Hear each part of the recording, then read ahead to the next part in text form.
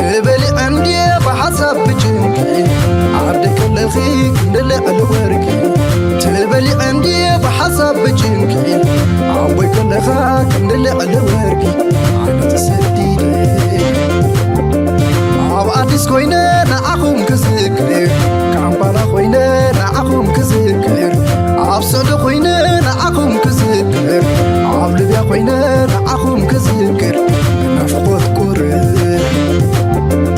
إيروبا خوينا نعخم كذكر إسرائيل خوينا نعخم كذكر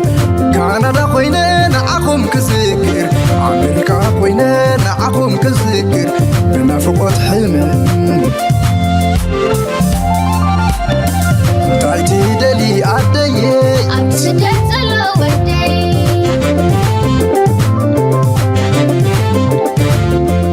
تعيتي دلي أبوي أبسجت الوردي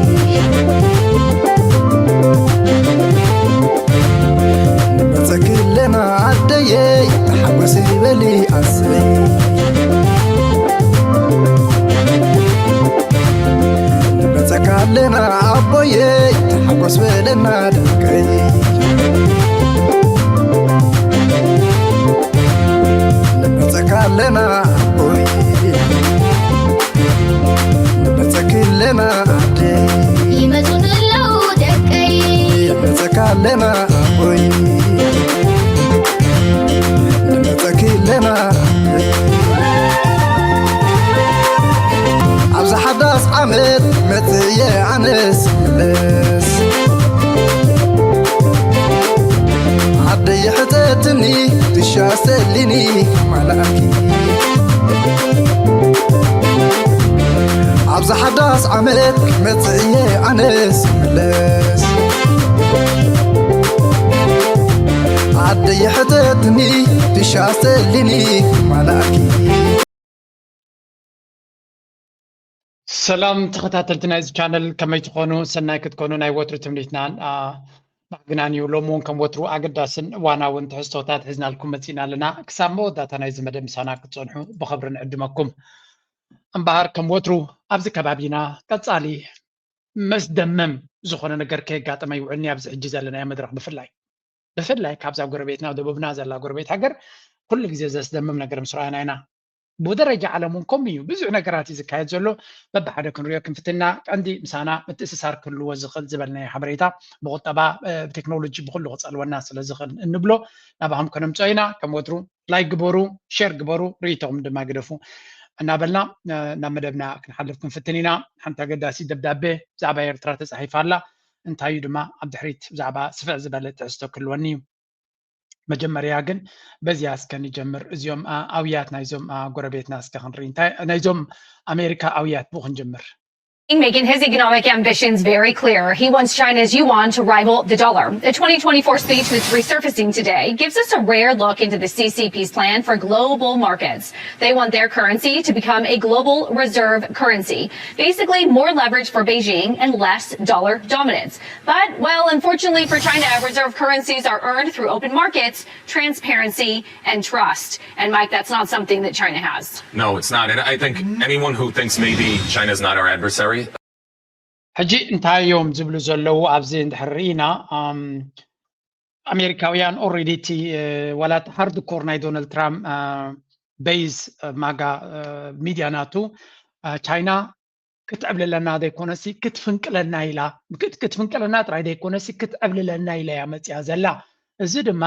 ክሳብ ሕጂ ብወቂ ኣይንሪዮን ኢና ነርና ኣብዚ እዋን እዚ ግን ንፁር እናኾነ እዩ ዝመፅእ ዘሎ بمنግስቲ ቻይና ደረጃ ከም ፖሊሲ ኣውፅኦም ይሰርሕሉ ከም ዘለውን እዚ ድማ ንዶላር ከም ሪዘርቭ ከረንሲ ወይ እውን ናይ ዓለምና ተቐንዲ ሃብቲ መዕቀቢ ወይ እውን ንቢዝነስ ዝኸውን ባጤራ ኮይኑ ንኣሜሪካ ድማ ከም ድሌታ ንኽትዘልል ዝገብራ ዝነበረን ዘኽእላ ዝነበረን ዶላር ምዃኑ ኣብ ግምት ይቲኻ እዚ ጉዳይ እዚ መፂዎም ኣሎ ሕጂ እንታይ እዮም ዝብሉ ዘለዉ እንትኾነ ንኣሜሪካ ንቻይና ክሰልጥ ኣይክእልን እዩ ምክንያቱ ኣሜሪካ ስለ ዘይኮነት ናታ ግሉፅነት ዘለዋ ኣካይዳ ስለ ዘይብላ እዮም ዝብሉ ዘለዉ ብኻል ኣዘራርባ እቶም ኣብ ኣሜሪካ ዘይኮና ኢና ክንፈርድ ንኽእል እዚ ነገር እዚ ፅቡቕ ድያ ይፅቡቕን ድሓን ወላ ናይ ኣሜሪካ ክኢላታት ወላ እውን እቲ ዮማ ናይ ክንፊ ተስፋ نتحققنا نتكوننا نتقبل يد متزلو The dollar index is at a 4-year low against the Swiss franc. The U.S. dollar is at an all-time record low today. Consumer confidence just plunged to a 12-year low. And as you said, gold is at an all-time record high. So, Trump is trying to sell the U.S. economy as, the hottest in the world. But according to consumers and investors, it is the coldest in the world. If you had to grade the economy, you'd have to give it an F. The main reason, though, ስለዚህ እንታይ ዝብል ዘሎ ፒተር ሼፊ ዝበሃል እሱ ካብቶም የማናይ ክንፊ ራይት ሳይድ ናይቲ ፖለቲክስ እዮም ካብቶም ፀጋም ኣይኮነን ካብቶም ሪፐብሊካን ሳይድ ግን ዶናልድ ትራምፕ ብሓፈሻ እቲ ኣካይዳ ናቱ ነቲ ቁጠባ ናይ ኣሜሪካ ብሃተስት ዝበለፀ ቁጠባ ኣብ ዓለም ከም ዝህሉ ገይረያ እዩ ዝብል ዘሎ እንተተሓቂ እንተሪእናዮ ድማ ኣብ ኣሜሪካ ከምኡ ይኮነን ዘሎ ይብል ኣሎ ዶላር ናይ ኣሜሪካ ኣብ ዝሓለፈ 10 ዓመት ቀጻሊ እናንቆልቆለን ኣብቲ ዝተሓተ ደረጃ ከም ዘሎን ከም ሪዘርቭ ከረንሲ ይኹን ከምኡ ድማ ኣጠቃቅማ ናቱ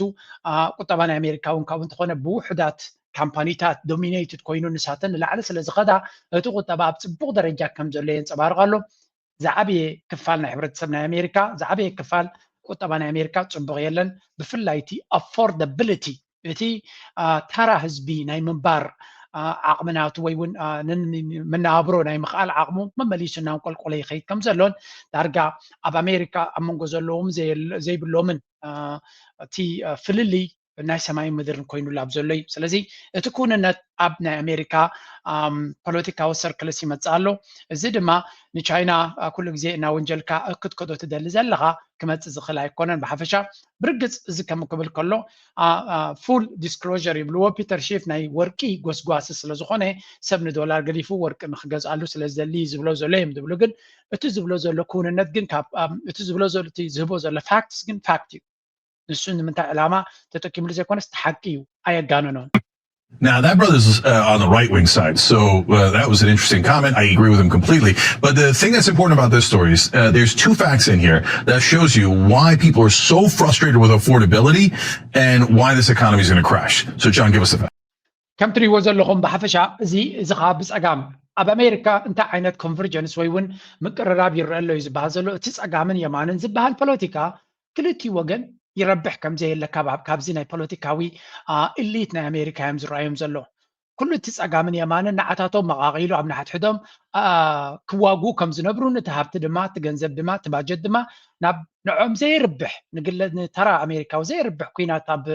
ቬኔዙዌላ ይኸይድ ናብ እስራኤል ይኸይድ ናብ ኢራን ይኸይድ ናብ ዩክሬን ይኸይድ ናብ ካልእ እቲ ገንዘብ ካብ ኣሜሪካ ናብ ካልእ ሃገራት ንምፍራስ ዳ እምበር እቲ ብፀጋምን ብየማንን ኮይኑ ዝባላዕ ዘሎ ህዝቢ ኣሜሪካ ረብሓ የብሉን እዚ ድማ እናጎልሐ ይመፃሉ ብፍላይ እስራኤል ትኸዶ ዘላ መንገዲ ብፀጋምን ብየማንን ሰብ ኩሉ ኣብ ሓደ ዕላማ ይመፃሉ ኣብ ኣሜሪካ ምክንያቱ ገንዘብ ናይቲ ሃገር ይምዝመዝ ከም ዘሎን ስርቂ ናይቲ ሃገር ይዓቢ ከም ዘሎን እንተታ ቻይና ትበሃል ብኣታቶም ትፅላይ ኮነትን ካብ መዓልቲ ናብ መዓልቲ ናብ ቴክኖሎጂካዊ ዝላ ከም ትኸይድ ዘላ እዩ ዝንገር ዘሎ ንሳቶም እቲ ዓሌታውነት ኣብ መንጎኦም ኣብ መንጎ ፀለም ዝዓዱን ኣብ መንጎ ሓደን እቲ ሓደን ዘሎ ፍልልይ ጥርዚ ምብፅሑ ጥራይ ከይኣክል ኣብዚ እዋን እዚ እቲ መራሒ ናይቲ ሃገር ድማ ሓደ ካብቲ ነዚ ሃገር ንምምቕቓል ናይ ብሓቂ ዓብ ተራ ዝፃወት ዘሎ እዩ ዝበሃል ዘሎ እዩ ኣብዚ ሕጂ እንታይ ይብሉ ኣለዉ ኣሜሪካውያን ናይ ተስፋ ቁርፀት ክኸውን ይኽእል እዩ ምስ ቻይና ክንፋታሕ ኣለና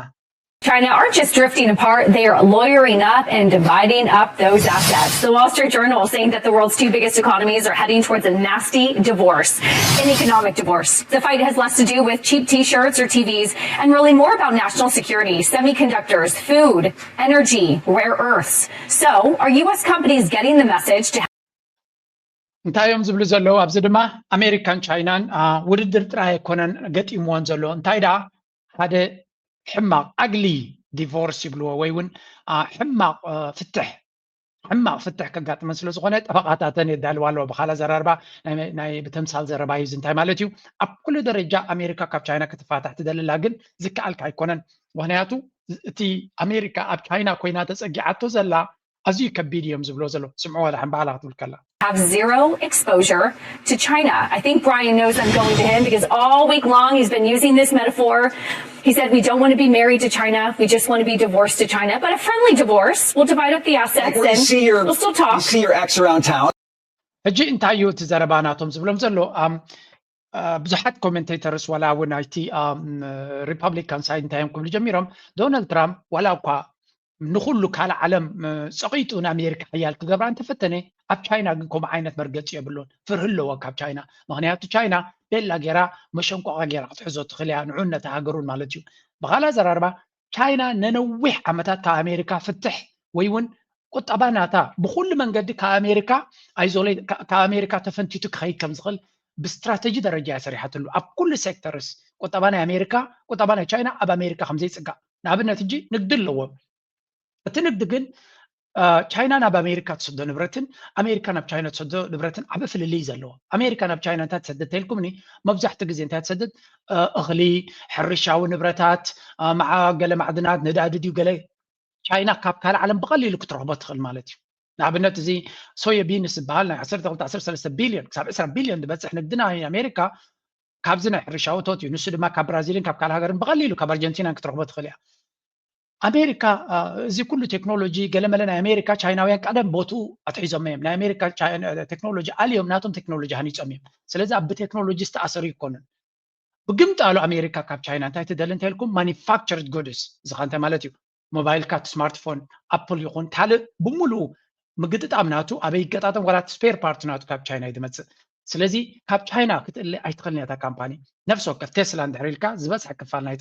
نايتي مخاين شوتو كاب تشاينا يتسرح كل كامبانينا أمريكا أب تشاينا يزمركوس سلازي بزي تشاينا خدو أي كولونيوم نجارات سماي كتوكوسيو قلتي فاد ما خد قبريت خلنيها سلازي أمريكا أب تشاينا استسقعتها تشاينا جن أمريكا نعداقات سقعت عداقان تحسي خايم جنزو بيوم خسروا زغلهم بركو طبعاتهم كرم سايكلني أمريكا كاب تشاينا تتفنتيتا كتكونا يتخلنيها دارجا بزح سكتر سنة تتطو كبليو من نابرك خفيو قطبا نتحت قص خيدو سلازي اتي ديبندنسي بلوز تسقعت سقعتنيا مخال ناب من زيادة يا عبد حريلكا ناب أمريكا زيادة تسقعتهم زلايز بحر Mountains green, now in 2 senses of the word. This scenic hill. حنت زربان لا أبزين تايبلوا تشاينا ندادي يبلا سلازي أبكال علامات بندادي تسقعتها نزنا جرزي كساب زي فتح دما تشاينا ناس أخوينا ويون حرا أخوينا ناخد كيدي قبداي مغنياتو كل جزء كاب كالوت كدل اللوايز بعد نتس أجمتي بقول أنا مفتوحو درو فتحته ترى يدي كونسي كابنا عالمنا بس حس ساعات تفرز هلا بخمين دحريلكا نتن سازيت تقوملوز نبرد مدرة بدا كمود ما جوبوتات داجراتو بس سولار بانل ملياتو هت سولار بانل دما لك صحي كتبرر كلا ناب صحي قصي تمزز صحي كتعرب كلا دما نابا يجمعت ليو ناب حدا دايركشن تراي كونن صحي كتبرر كلا ناب مبرع قصي تمت قطر كون كله العلي ما أكل مشيت كون كله دما ناب معرب تميتو زبالة صحيلي كاب صحي كوسدي فتن مالتي إذا كان تاي فترة لك نبومولو نجارات زي ستوري قبروه نقاطر ترى كونس قليو أبت باتر درجة بباتر ونسوم زيادة سلزغونو بباتر درجة كيرم بمعنتي ليت كتكملوا نخالق زي خزن ويفتنو سلازي إذا ناي سولار زي تعدنا عقمنا ساعات كفري كيلو معلو إذا كان تايو ولا أنا ممكن تصارز تكملوا تكنولوجي بمولو زي سولارات الجزء مني كاتلو بخميك يعني وانتركا بدرونات يوم زكاتلو اتزقرم كازيو تي تكنولوجيك نمنتاي تراقي قوم كمزلو بعالم درجة كتريم كلها تشاينا نبحكي مستنكر درجة تكنولوجيا عن رزالنا إذا كان تايو نهجرات كورو نهجرات كسرقو نهجرات بومب كتكسو بحيل كوزو جزيهم سلزيت فو جزيهم جنزبومن أغالبومن أم بعلى سلزيت فو زلو كل السولار بخمي كاتلو بحرب وتحدثب بمولو بدرونات بخال إنها جبر كدما نتكونتات كاتلون تستخاخلون بحكي زجرمي إذا تحدى تكنولوجيا نحنا كنا مهارون نخلي ويند إنرجي تحريلك لك كم زري وأمريكا خمسي كتجبر عمتات يزيد ليها معناته دونالد ترامب بمولو تبقى صوتات ناي سولار ناي صحياوي ناي نفاساوي ساعات كله تطابيلو كامريت كاترا يوتس يزبل زلو حجي 4 عامات كثيرة مالو دحريهم كم اللو سنابزي كالب الزنا قراد زبكم زلو كاب حدا جزي for decades. حدا جزي ناي بوليتيكا بزح سخونه وجن ورا وجن سلو زلو أتو كورونا كيسرقنا كتنكع كم زلني يرداني معناته أبزي حجون مع أتناي بوليتيكا ناي وجنا لوجن إذا كان الذي ولو كازينا كنا مفتن تخونا أتي برايت سايد ما أتي ناي تكنولوجي كاوزلا بفلاي كمير تراو تشاينا معبيلا عين تاي قبر اللي يزبلا له نو تشاينا أنت معبيلا تشاينا نحيل تقيدا نيرترا تبع أمريكا زوردا زنبرا درعن زلون ካብኡ ንክድሕን ካል ኣማራፂ ክትረክብ ስለ ትኽእል ተስፋ ይህብ እዩ ንኤርትራ ወይ እውን ንካልኦት ሃገራት ስለዚ ናይ ቻይና ምዕባለ ዋላ እኳ ንዕኦም እንተኾነ ንዓና እውን ዘገድስ እዩ እዚ ካረይዎ ዲጋታት ኣብ ዓለም ተራእዩ ዘይፍለጥ ከምዚ ዓይነት ዲጋ ተሰሪሑ ይፈልጥን እዩ እዚ እውን ንምንታይ እዩ ፀዓት ንምምንጫው ስለዚ እዚ ቻይና ዝበሃል ሃገር ዝፈጥሮ ዘሎን ዝገብሮ ዘሎን ዝሰርሖ ዘሎን ሲ መግለፂ ስለ ዘይርከቦ ክንመሃሮ ጥራይና ዘለና ክንከታተሎ ኣለና ንቻይና ብፍሉይ ንምድናቅ ወይ እውን ናይ ቻይና ፍሉይ ቲፎዞ ንምዃን ጥራይ ኮንኩን ዘምፃልኩም ዘለኹ እንታይ ዳ ነገራት ብትክክለኛ መንገዲ ኣስተውዒልና ክንሪኦም ተጀሚርና ንዓና እውን ዓብ ትምህርቲ ክኾነና ስለ ዝኽእል እዩ ናይ መወዳእታ ነዛ ቪድዮ እዚኣ እናረኣኹኹም ክቕፅል እየ ቢካዝ I'm really excited በቲ ዝካየድ ዘሎ ቴክኖሎጂ ናይዚ ሃገር እዚኣ ካብዚ ድማ ህዝቢ ኤርትራ ነዚ እናረኣዮ እንድሕር ከይዱ ብዙሕ ነገር ክመሃር ከም ዝኽእል ኮይኑ ዝስማዓኒ few historical parallels. Alright. እዚ ትሪእዎ ዘለኹም ማግኒፊሰንት ዝኾነ ፅባቐ ናይ ቴክኖሎጂ ናይ ሮቦቲክስ ናይ ህንፃታት ናይ ፅርግያታት ናይ መንገዲ ባቡር ናይ ኣርቲፊሻል ኢንተሊጀንስ ናይ ኤሌክትሮኒክስ ኣሚን እዚ ሃገር እዚኣ ኣብ ምንታይ ደረጃ ዘይተዓወተት ስለዚ ኣተኩሮና መንእሰያትና ናብ ቻይና ገጾም ኣተኩሮም ክገብሩ ኣለዎም ክንብል ከለና ናይ ቻይና ፍሉይ ቲቪዞ ንምዃን ዘይኮነ እቲ ዝበለፀ ዓይንና ክንከፍተሉ ዘለና ኣሜሪካ ብሆሊውድ ገይሮም ርእስና ዚሮምና ንብዙሕ ሰብ ድማ ሓንጎሉ ጠምዚዞም ነይሮም እዮም ሎሚ ቻይና ከም ናይ ኣሜሪካ ሆሊውድ ስለ ዘይብላ እዚ ሓበሬታ እዚ ናብ ዝበዝሐ ሰብ ኣይበፅሕን እዩ ስለዚ ብዛዕባ ቻይና ዘለዎ ስእሊ ዝንቡዕ እዩ ኣብ ኩሉ ደረጃ ተሪኻዮ ግን ንዓና ዘድልየና ተተቅርፂ የድልየና ኣሎ ምዕባለ የድልየና ኣሎ ኢንፍራስትራክቸር የድልየና ኣሎ ቴክኖሎጂ የድልየና ኣሎ እዚ ነገራት እዚ ካብታ ክትፀቕጠናን ከተጥፋናን ትደሊ ኣሜሪካ ዘይኮነ ካብታ እንካን ሃባን ትፈልጥ ወላ እኳ ንረብሓ ትጓየ ትኾነ ቻይና እንካን ሃባን ትፈልጥ እያ ሽርክነት ትፈልጥ እያ ልኡላውነትካ ክዘርጋ ይትፍትን እያ ፖለቲካኻ ክጥምዝዛ ይትፍትን እያ ካልእ ነገር ኣይትፍትን እያ ኮርስ ቅዱሳን እዮም ይብለኩም የለኹን ረብሓኻ በዓልካ ደው ትደይልካ ኣሎ ኣይብሉካን እዮም ንሳቶም እውን ስለዚ እዚ ርኢኻ ነዚ ተገንዚብካ ነዚ ፈሊጥካ እንድሕር ከይድካ ምስመን ንሰርሕ ካበይ ንእለ ክንፈልጥ ንኽእል ኢና ነዚ ድማ ዝያዳ ኣተኩሮ ሂብና ክንመሃረሉን ክንፈልጦን ዘለና ዝብላነ መንእሰይ ኤርትራ ድማ ነዚ ቻነል ዝከታተል ቁሩብ ትለይ ኣንፈት ናይቲ ቴክኖሎጂ ምኻድ እናስተባሃልናሉ እንድሕር ከይድና ክጠቕመና ይኽእል እዩ ዝብል ኣረዳድኣ ስለ ዘለኒ እዩ ቅድሚ ኣብ 1970ታት ኣዝዩ ድኻ ዝነበረ እዚ ኤርትራ ሰውራ ከላ ኣዝያ ድኻ ነይራ ኣብ ቴስዓታት እውን እንተኾነ ድኻ እያ ነይራ ቻይና ኣብ ዝሓለፈ 30-40 ዓመት እዩ ዝተኣምር ዝኾነ ምዕባለ ናይ ቻይና ዝመፅእ ዘሎ ምክንያቱ እቲ ጉዕዞ ናይ ምዕባለ ኣብ 70ታት እዮም ጀሚሮም መሱ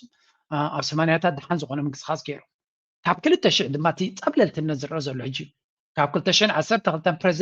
ፕሬዚደንት ካብ ዝኸውን ድማ እዚ ኤክስፖኔንሻል ግሮውስ ዝበሃል ዘሎ ይረአ ኣሎ ማለት እዩ ብግምጣሉ ባሻይ ዶናልድ ትራምፕ ንኣሜሪካ እንታይ ይገብራ ኣሎ ክንርኢ መጀመርያ ናብ ኤሮጳ ከይሰገርና ከለና ኣብ ኣሜሪካ ሆት ኢሹ ዘሎ እዚ ጉዳይ እዚ እዩ a joke. That's not politics. That is just plain old racism, and we should say it plain and simple. It is just racist. Even Republicans denounced it. It was so egregious that it had to be removed. And yet, Caroline Leavitt, who is the White House ከም ትሪእዎ ዘለኹም ናይ ኣሜሪካ ፕሬዚደንት ናይ ቀደም ፕሬዚደንት ናይ ኣሜሪካ ዝነበረ ኦባማን በዓልቲ ቤቱን ብከምዚ ዓይነት ናይ ሂበይ ምስሊ ገይርዎም ን12 ሰዓታት ኣብ ሶሻል ሚድያ ናቱ ሚልዮናት ህዝቢ ከም ዝርእይዎ ገይሩ ስለዚ ነዚ ዝገበረ ብኩሉ መንገዲ ጫውጫውታ ተሰሚዑ ኣብቲ ሃገር ግን ክሳብ ሕጂ ይቕረታ ክብል ኣይደልን እዩ እዚ ዘረባ እዚ ከም ሓደ ፀሊም ኣብ ኩሉ ኩርናዕ ናይ ዓለም ዘሎ ካብ ከምዚ ዓይነት ኣጠማምታ ተፃወቲ ፀለምቲ ናይ ኣፍሪቃውያን ኣብ ኤሮጳ ኣብ ስፔን ኣብ ጣልያን ኣብ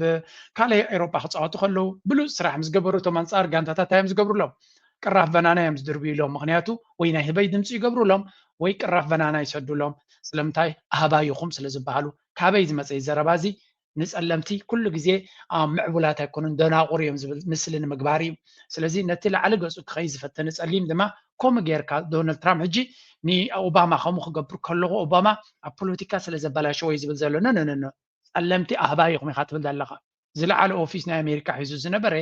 እሞኻ ንሃገርካ ዘመሓድር ዝነበረ ምሳኻ ቀረባ ዝነበረ ህበይ ኢኻ እንድሕር ኢልካዮ ኣብ ኣፍሪካ ንዘሎ ፀለምቲ እንታይ ዓይነት ስእሊ ነቶም ኣኽረርቲ ዝኾኑ ተኸተልትኻ እንታይ ዓይነት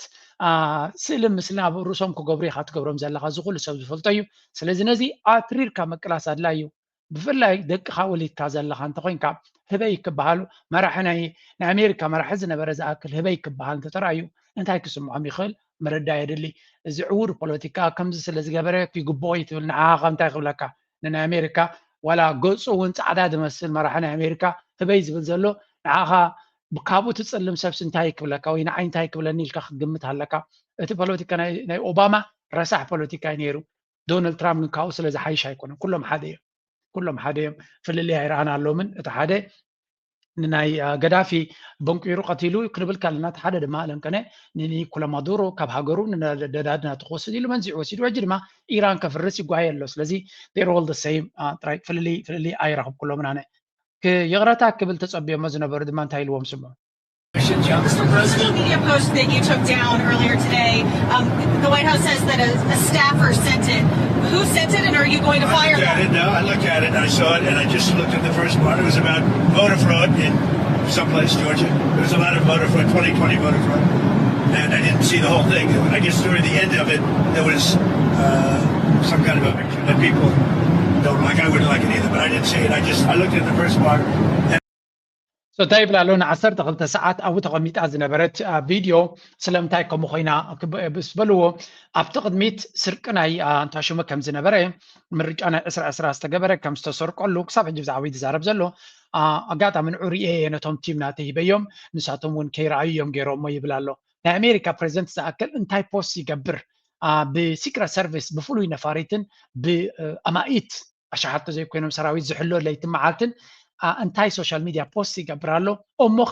ድሕሪ ጌጋ ምዃኑ ዓለም ሙሉእ ጫውጫው ምስ በለ ድሕሪ ሰዓት ሓበሬታ በፂሕዎም ነይሩ መልሲ ሂቦም እዮም ወላ ሓንቲ የብሉን እቲ ስእላዊ ዘሎ ናይ ኦባማ ካብ ካልእ ቪድዮ ዝመፀ ስለ ዝኾነ ብምባል ኣሽካዕላሊ ክፃወቱ ፈቲኖም ስለዚ እዚ ሰብ እዚ ተጋጊዩ ገይርዎ ወይ እውን ተሰኪፉ ገይርዎ ዶ ኢሎም ገለ ክሸፋፍንሉ ዝፈተኑ ኖ ጌጋ ዝበሃል ኣይነበረንን የቕረታ ዝበሃል ካየለን እዩ ዝብል ዘሎ ዕላማ ድማ ንዝመፁ ዘሎ ሚድ ተርምስ ዓሌታዊ ናይ ስደተኛታትን ናይ ዓሌታዊ ጎስጓስን ተገይሩ እቶም ፀዓዱ ናብኡ ክምለሱ ይኽእሉ ዋላ እኳ ብስርሑ እንተዘይፈተውዎ በዛ ዓሌታውነቱ እንተፈተውዎ ዝብል ኣረዳድኣ ኢና ንርኢ ዘለና እዚኣቶም እዮም ድማ ብመሰል ናይ ደቂ ሰባት ክዛረቡን ክምህሩን ዝፍትኑ ከይሓፈሩ ብዝኾነ እዚ ከምዚ ኢሉ ኣብ ዝቕፅለሉ ዘሎ ካልእ ሓደ ነገር ኣሎ ኣብዚ ዝዛረብሉ ዘሎ ካልእ ድማ ንሱ ከዓ ኣብ መንጎ እዚኦም ሓይልታት ዘሎ ናይ ኤውሮፓን ኣሜሪካን ዘሎ ፍልልይ ongoing discussions. I can say very clearly that we have made this precondition very clear that any solution should respect our red lines, and I think we have made it crystal clear. And even though we have started discussions, so I take it as a clear sign that it should be doable to find. ዴንማርክ ድማ ብጉዳይ ናይ ግሪንላንድ ስቲል ትፅዕር ከም ዘላ ንሱ ድማ ቀይሕ መስመርናትና ፅቡቅ ጌርና ኣፍሊጥናዮምን ነጊርናዮምን ኣለና ስለዚ ቀይሕ መስመርናትና ሰሚዖም ከኽብርዎን ተስፋ ንገብር ይብል ኣለው ካብኡ ወፃኢ ድማ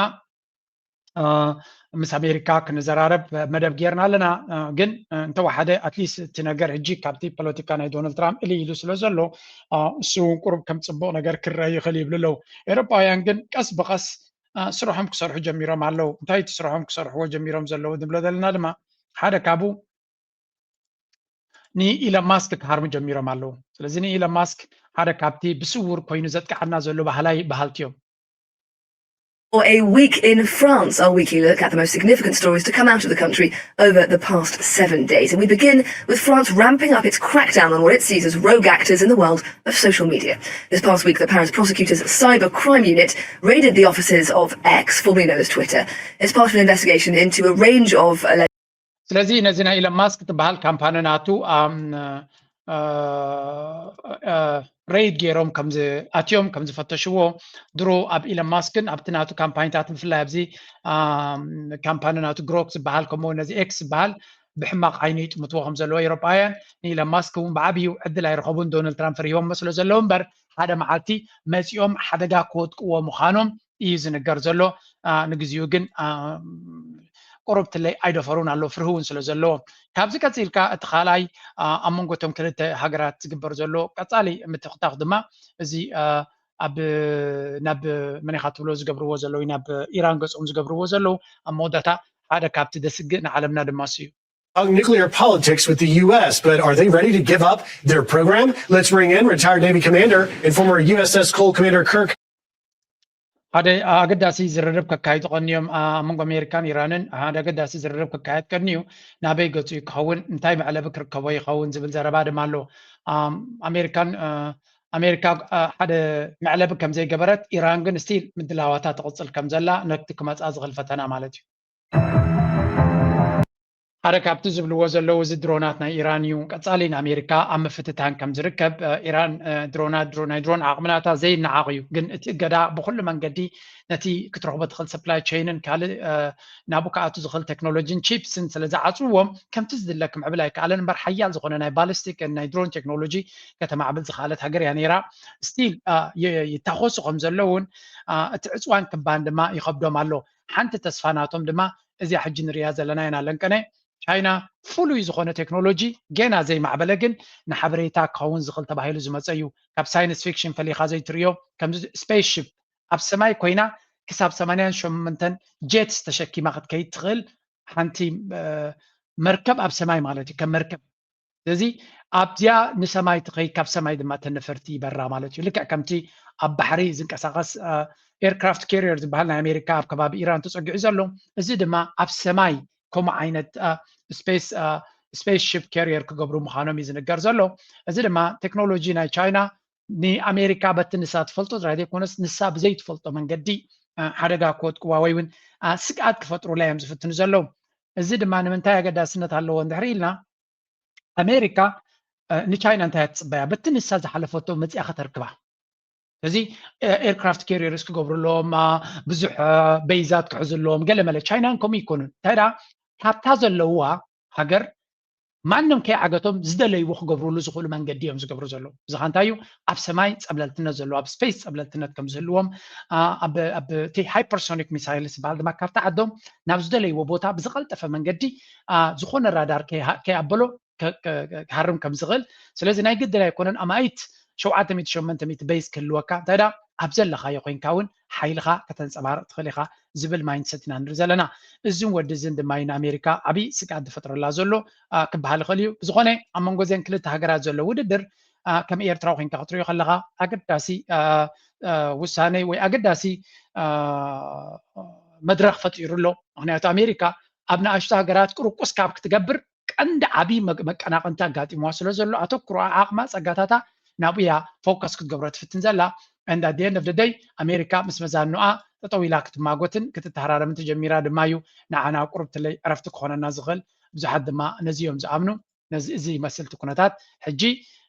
أمريكا مس تشاينا مس راشيا اب تفاططو لزلا اتن كالوت هاجرات قرب عرفت رخيبن زلوا ابزوبانا انتاي قبرالوا نعوك نرينا حدا بحدا let's go now ወጣው ዘገባ ጦርነቱ አይቀሬ መሆኑን የሚያስረግጥ ነው። በትግራይ ክልል የታየው አዲስ ውጥረት ወደ ሰፊ ቀጠናዊ ግጭት ሊያመራ ይችላል የሚል ስጋት በማሳደሩ ኢትዮጵያ ወደ ሌላ አስከፊ ጦርነት እየተቃረበች ነው በማለት ዘገባው ጠቁሟል። እንደ ዘገባው ከሆነ ባለፈው አንድ ዓመት ውስጥ የትግራይ ክልል ነዋሪዎች በገንዘብ እጥረት፣ በገበያ መመናመን፣ በከፍተኛ የዋጋ ንረት በተደጋጋሚ የጭንቅ ጊዜያቶች ኢትዮጵያ ከመድማ ትግራይ ኣብ ከቢድ ኩናት ኸይድ ከም ዘላ መጠንቀቅታታት ብየማንን ጸጋምን ጥቃት በአማራና ትግራይ ክልሎች ይገባኛል ጥያቄ የሚነሳበት የራያ አላማጣ አካባቢ በህወሓት ታጣቂዎች ስር መግባቱን ተከትሎ ታጣቂዎቹ በነዋሪው ላይ ከፍተኛ እንግልትና ጥቃትን እያደረሱ መሆኑ ታወቀ። ደቡብ ትግራይ በሚለው ዞን ውስጥ ተካተው የሚገኙትና በሁለቱም ክልሎች መካከል ይገባኛል ጥያቄ የሚነሳባቸው አካባቢዎች ኦፍላና ዛታ ወረዳዎች፣ ኮረም ከተማ፣ አላማጣ ከተማ፣ ራያ አላማጣ ወረዳና ራያ ባላ ወረዳ ናቸው። እነዚህ አካባቢዎች ህወሓት በአባል ድርጅትነት በነበረበት የቀድሞ ሕጂ እንታይና ንሰምዕ ዘለና ኣብዚ እቲ ናይ ብልጽግና ሚድያታት ብዙሕ ክተኣምኖ ይትኽእልኒ ኻዳት ሽዋይ ድማ 234 መወከሲ ክንጥቀም ንግደድ ወላ እውን ኣብ 34 ስለ ዝኾነ ሓቅነት ኣለዎ ማለት ኣይኮነን ግን እንተወሓደ ንሓሶት ናቶም ከመን ኣብዚሕና ክንሪኦ ንኽእል ሕጂ ዳርጋ እዚ ግን ብብዙሕ ምንጭታት እውን ዝርዮ ዘለኹ እዩ ብልጽግና ብዙሕ ሰራዊት ናቱ ናብ ትግራይ ገፁ የፀጋዕ ከም ዘሎ ዘርኢ ቪድዮታት እውን ኣሎ ግን ኮንፈርም ክትገብሮ ይትኽእልኒ ኢኻ ናይ ሕጂ ድዩ ሕጂ ዝሓለፈ ድዩ ቀደም ዝሓለፈ ድዩ ክሳብ ዝረጋገፅ ኩሉ ኣብዚ ኸነምፅኦ ይንኽእል ኢና እምበር ኣፅዋርን ታንክታትን ገለን ፀዓና ናብ ትግራይ ይኸዳ ከም ዘለዋ ዘርኢ ቪድዮ ንሪኢ ኣለኹ ብሓፈሻ ኣብ ብልጽግና ኩናት ናብ ትግራይ ገፁ የበግስ ከም ዘሎን ነቲ ኩናት ድማ ዝያዳ ነቲ ኩናት ክደምቀሉ ኣብ መንጎ ተጋሩን ኣምሓራን ኩናት ሓትሕት ክፈጥር ይደልሎ ኣብ መንጎ ተጋሩን ኤርትራን ነቲ ጽምዶ ኮይኑ ቁስሊ ዝነበረ ንምሕዋይ ዝኽየድ ዘሎ ንዑ በቲኹ ናብ ኩናትን ናብ ዕግርግርን ናብ ጽልእን ክመልሶም ይደልሎ ነዚ ምስ ዝገብር ጥራይ ድማ ዕድመ ስልጣኑ እምበር ዕድመ ስልጣኑ ክቕጽል ዝኽእል እምበር ብሓይሉ ክቕጽል ከም ዘይክእል ምግንዛብ የድሊ እዚ ከምዚ ኢሉ እናሃለዎ ከሎ ወይ እውን ከምዚ ኢሉ እናቐጸሎ ከሎ ካልእ ምስታ እዛ ለንቀነ ተዛሪበዋ ዝነበሮ እዚ ሕጂ ዘርእዮ ዘሎ ምልክታት ዘተሓሓዝ ድማ ሓደ ነገር ርኢ ኣለኹ እሱ ድማ እዚ እዩ መንግስት የኢትዮጵያ መንግስት የውስጥ ጉዳዩን መፍታት ሳይችል ቀርቶ የቀይ ባህር ጉዳይ ያነሳል ብሎ ይከሳል። የውስጥ ጉዳያችን ላይ ሽንኩርት ከታፊው፣ በርበሬ አቅራቢው፣ አማሳዩ ተቀምጦ ሳለ ውስጥና ውጭ የሚለው ጉዳይ እንዴት ይሆናል? ሕጂ እዛ ዘረባ እዚኣን ምዛ ሕጂ ጽንሕ ኢለ ዘርእየኩም ሓበሬታን ዘተሓሓዝ ኣለዎን ስለዚ ኩሉ ነገር ወላ እኳ እንደራ ደረት ዝሓለፈ ንብሎ እንተለና የኣይ ንሱስ ፕላን ኣለ ንባህላ እዩ ነገራት ብፕላን ይወስዶም ከም ዘሎ ንሕማቕ ድዩ ንክፋእ ድዩ ንጥፍኣቱ ድዩ ብፕላን እየ ዝኸይ ዘለኹ ባህላ እዩ እንታይ እዩ ዝብል ዘሎ ብዚ መንግስቲ ኤርትራ ብተደጋጋሚ ክምልስ ከሎ ንብልፅግና ኢትዮጵያ ውሽጣዊ ፀገማ ክትፈትሕ ዝግብኣ እናኾነ ከሎ ኣብ ዘየድልያ ኣጀንዳ እሙኻ ንዓለም ሕጊ ናይ ዓለም ከምኡ ድማ ልኡላውነትን ግዛታዊ ሓድነትን ቻርተር ናይ ሕብራት ሃገራትን ከምኡውን ሕብረት ኣፍሪካን ኣፍሪሱ ልኡላዊ መሬት ልኡላዊ ባሕሪ ኣፍ ደገ ባሕሪ ናይ ኤርትራ ክወስድ ይደልሎ እዚ ከዓ ቅቡል ኣይኮነን መጀመርያ እንድሕር ምዕባለን ግስጋሶን ኮይኑ ዘገድሰካ ዘሎ ንህዝብኻ መጀመርያ ኩናትን ዕንወትን ዝፈጥሮ ዘሎ ነገር ጠጠው ኣቢልካ ሰላም ርቃትን ጌርካ ምስ ጎረባብትኻ ብዝደለኻዮ መንገዲ ኣፍ ደገ ባሕሪ ክትጥቀም ትኽእል ኢኻ ክብልዎ ፀኒሖምን ኣለዉ ግን እቲ ምክንያት መንግስቲ ኤርትራ ክገልፆ ከሎ ብዙሕ ግዜ ኣፍ ደገ ባሕሪ ስለ ዝደለየ ዘይኮነስ ውሽጣዊ ፀገሙ ምፍታሕ ስለ ዘይከኣለ ወይ እውን ውሽጣዊ ፀገሙ ክፈትሕ ዓቕሚ የብሉን ጥራይ ዘይኮነ ድሌት እውን ስለ ዘይብሉ ዘርእዮ ዘሎ ሕማቕ ተግባረ መህደሚ ካብቲ ውሽጣዊ ፀገማት እዩ ብምባል መሊሶም ልዮም ነዚ ሕጂ እንታይ ይብላ ኣሎ ኤርትራ ከምኡ ኢሎም ዝብሉና ኣብ ውሽጣዊ ጉዳይና ሽጉርታ ቀባሊ ካራ ሒዙ ኮሚደረ ሒዙ ዘይቲ ሒዙ ንኩሉ ደሳሲ ዘሎን ዝኸፍል ዘሎ እንድሕር ኮይኑ ከመይ ገይሩ ይኸውን ይብላ ኣሎ ኤርትራ ንእሽተይ ሃገር እያ ቁጠባናታ ድማ ድሕረ ዘለዋ ይብላብላ ክብል ድሕር ዘይብልን ስኽፍ ዘይብል መራሕ እዩ ኣብ ካልእ ግዜ ኤርትራ ናይ ጀጋኑ እዮም ኣብዘይ ኤርትራ እንታይ ከም ንኸውን ከመና ንፈልጥን ኢና ኣብ ግዜ ሽግርካ ኣይኮነን ፈታዊካ ፅላሎትካ እውን ይጠልመካ እዩ እናበለ ኣብ ግዜ ፀልማት ኩሉ ይጠልመካ እዩ እናበለ ብምስላ ተዛሪቡ መጎስን ክብርን ሰራዊት ኤርትራ መንግስቲ ኤርትራ ህዝቢ ኤርትራ ብዙሕ ግዜ ዝሃበት መልሓስ ግምጥል ኢላ ንኤርትራ ብኣሽሙር ክትላገፅን ክትነቕን ከተተሓሕትን ብዙሕ ግዜ ሰሚዕና ኢና ከምኡ ክብሉ ፀኒሖም ግን ግምጥል ኢሎም ድማ ነቲ ኩሉ ንሱ ባጀት ድሮን ኣለኒ ባጀት ኣለኒ ቢልዮን ቁጠባ ኣለና በለ ውሽጣዊ ኩነታቱ ዘይመፍትሑ ሲ ኤርትራ ትዕጥቆም ስለ ዘላ ይብል ኤርትራ ዳማ ንእሽተይ ሃገር ዓቕሚ የብላ እንድሕር ኢልካ ከመይ ጌርካ ኢኻ ኤርትራ ከምኡ ጌራ ክብዝብፀካ ትኽእል ቴል ኣስ ዘ ትሩት ኣበይ ዘሎ እቲ ሓቂ ኦፍኮርስ ኤርትራ ሓያል እያ ኤርትራ ሓያል ስለ ዝኾነት እምበር ብድልየትካ ካሊእ ነይሩ ስስዑ እኮ ተባሂልካ ስስዑ ምዃንካ ኮሪእና ኣለና ብዙሕ ፀጋታት ኣለዋ ኢትዮጵያ ትብል እዋ ሓቂ ብዙሕ ፀጋታት ኣለዋ ፎከስ ኦን ዳት ኣብቲ ዘለካ ፀጋታት ፎከስ ግበር ሽዑ ነቲ ዘለካ ፀጋታት ተማዕቢልካ ነቲ ዝጎድለካ ምስ ካልኦት ትነግደሉ ማለት እዩ እዚ ክገብር ዘይከኣለ ሰነፍ ዘብሎ እውን ካብዚ ብዙሕ ክገብር እናኸኣለ ተንኮል ዝምህዝ ዘሎ ስለዝኾነ እቲ ዘይምግባሩ ሕማቕ ድማ ዓቕሚ ስለ ዝሓፀሮ እምበር ባህጉን ድሌቱን ስለ ዘይኮነ ኣይኮነን ንቐፅል መብቃት ነው መፍትሄው አሁን ለዚህ ምክር ቤት ማረጋገጥ የምንፈልገው ኢትዮጵያን መጉዳት የሚፈልጉ ኃይሎች አሉ ገንዘብ ፋይናንስ ያደርጋሉ እመኑኝ ግን ኢትዮጵያን አይችሏትም አልፈናል ከሱ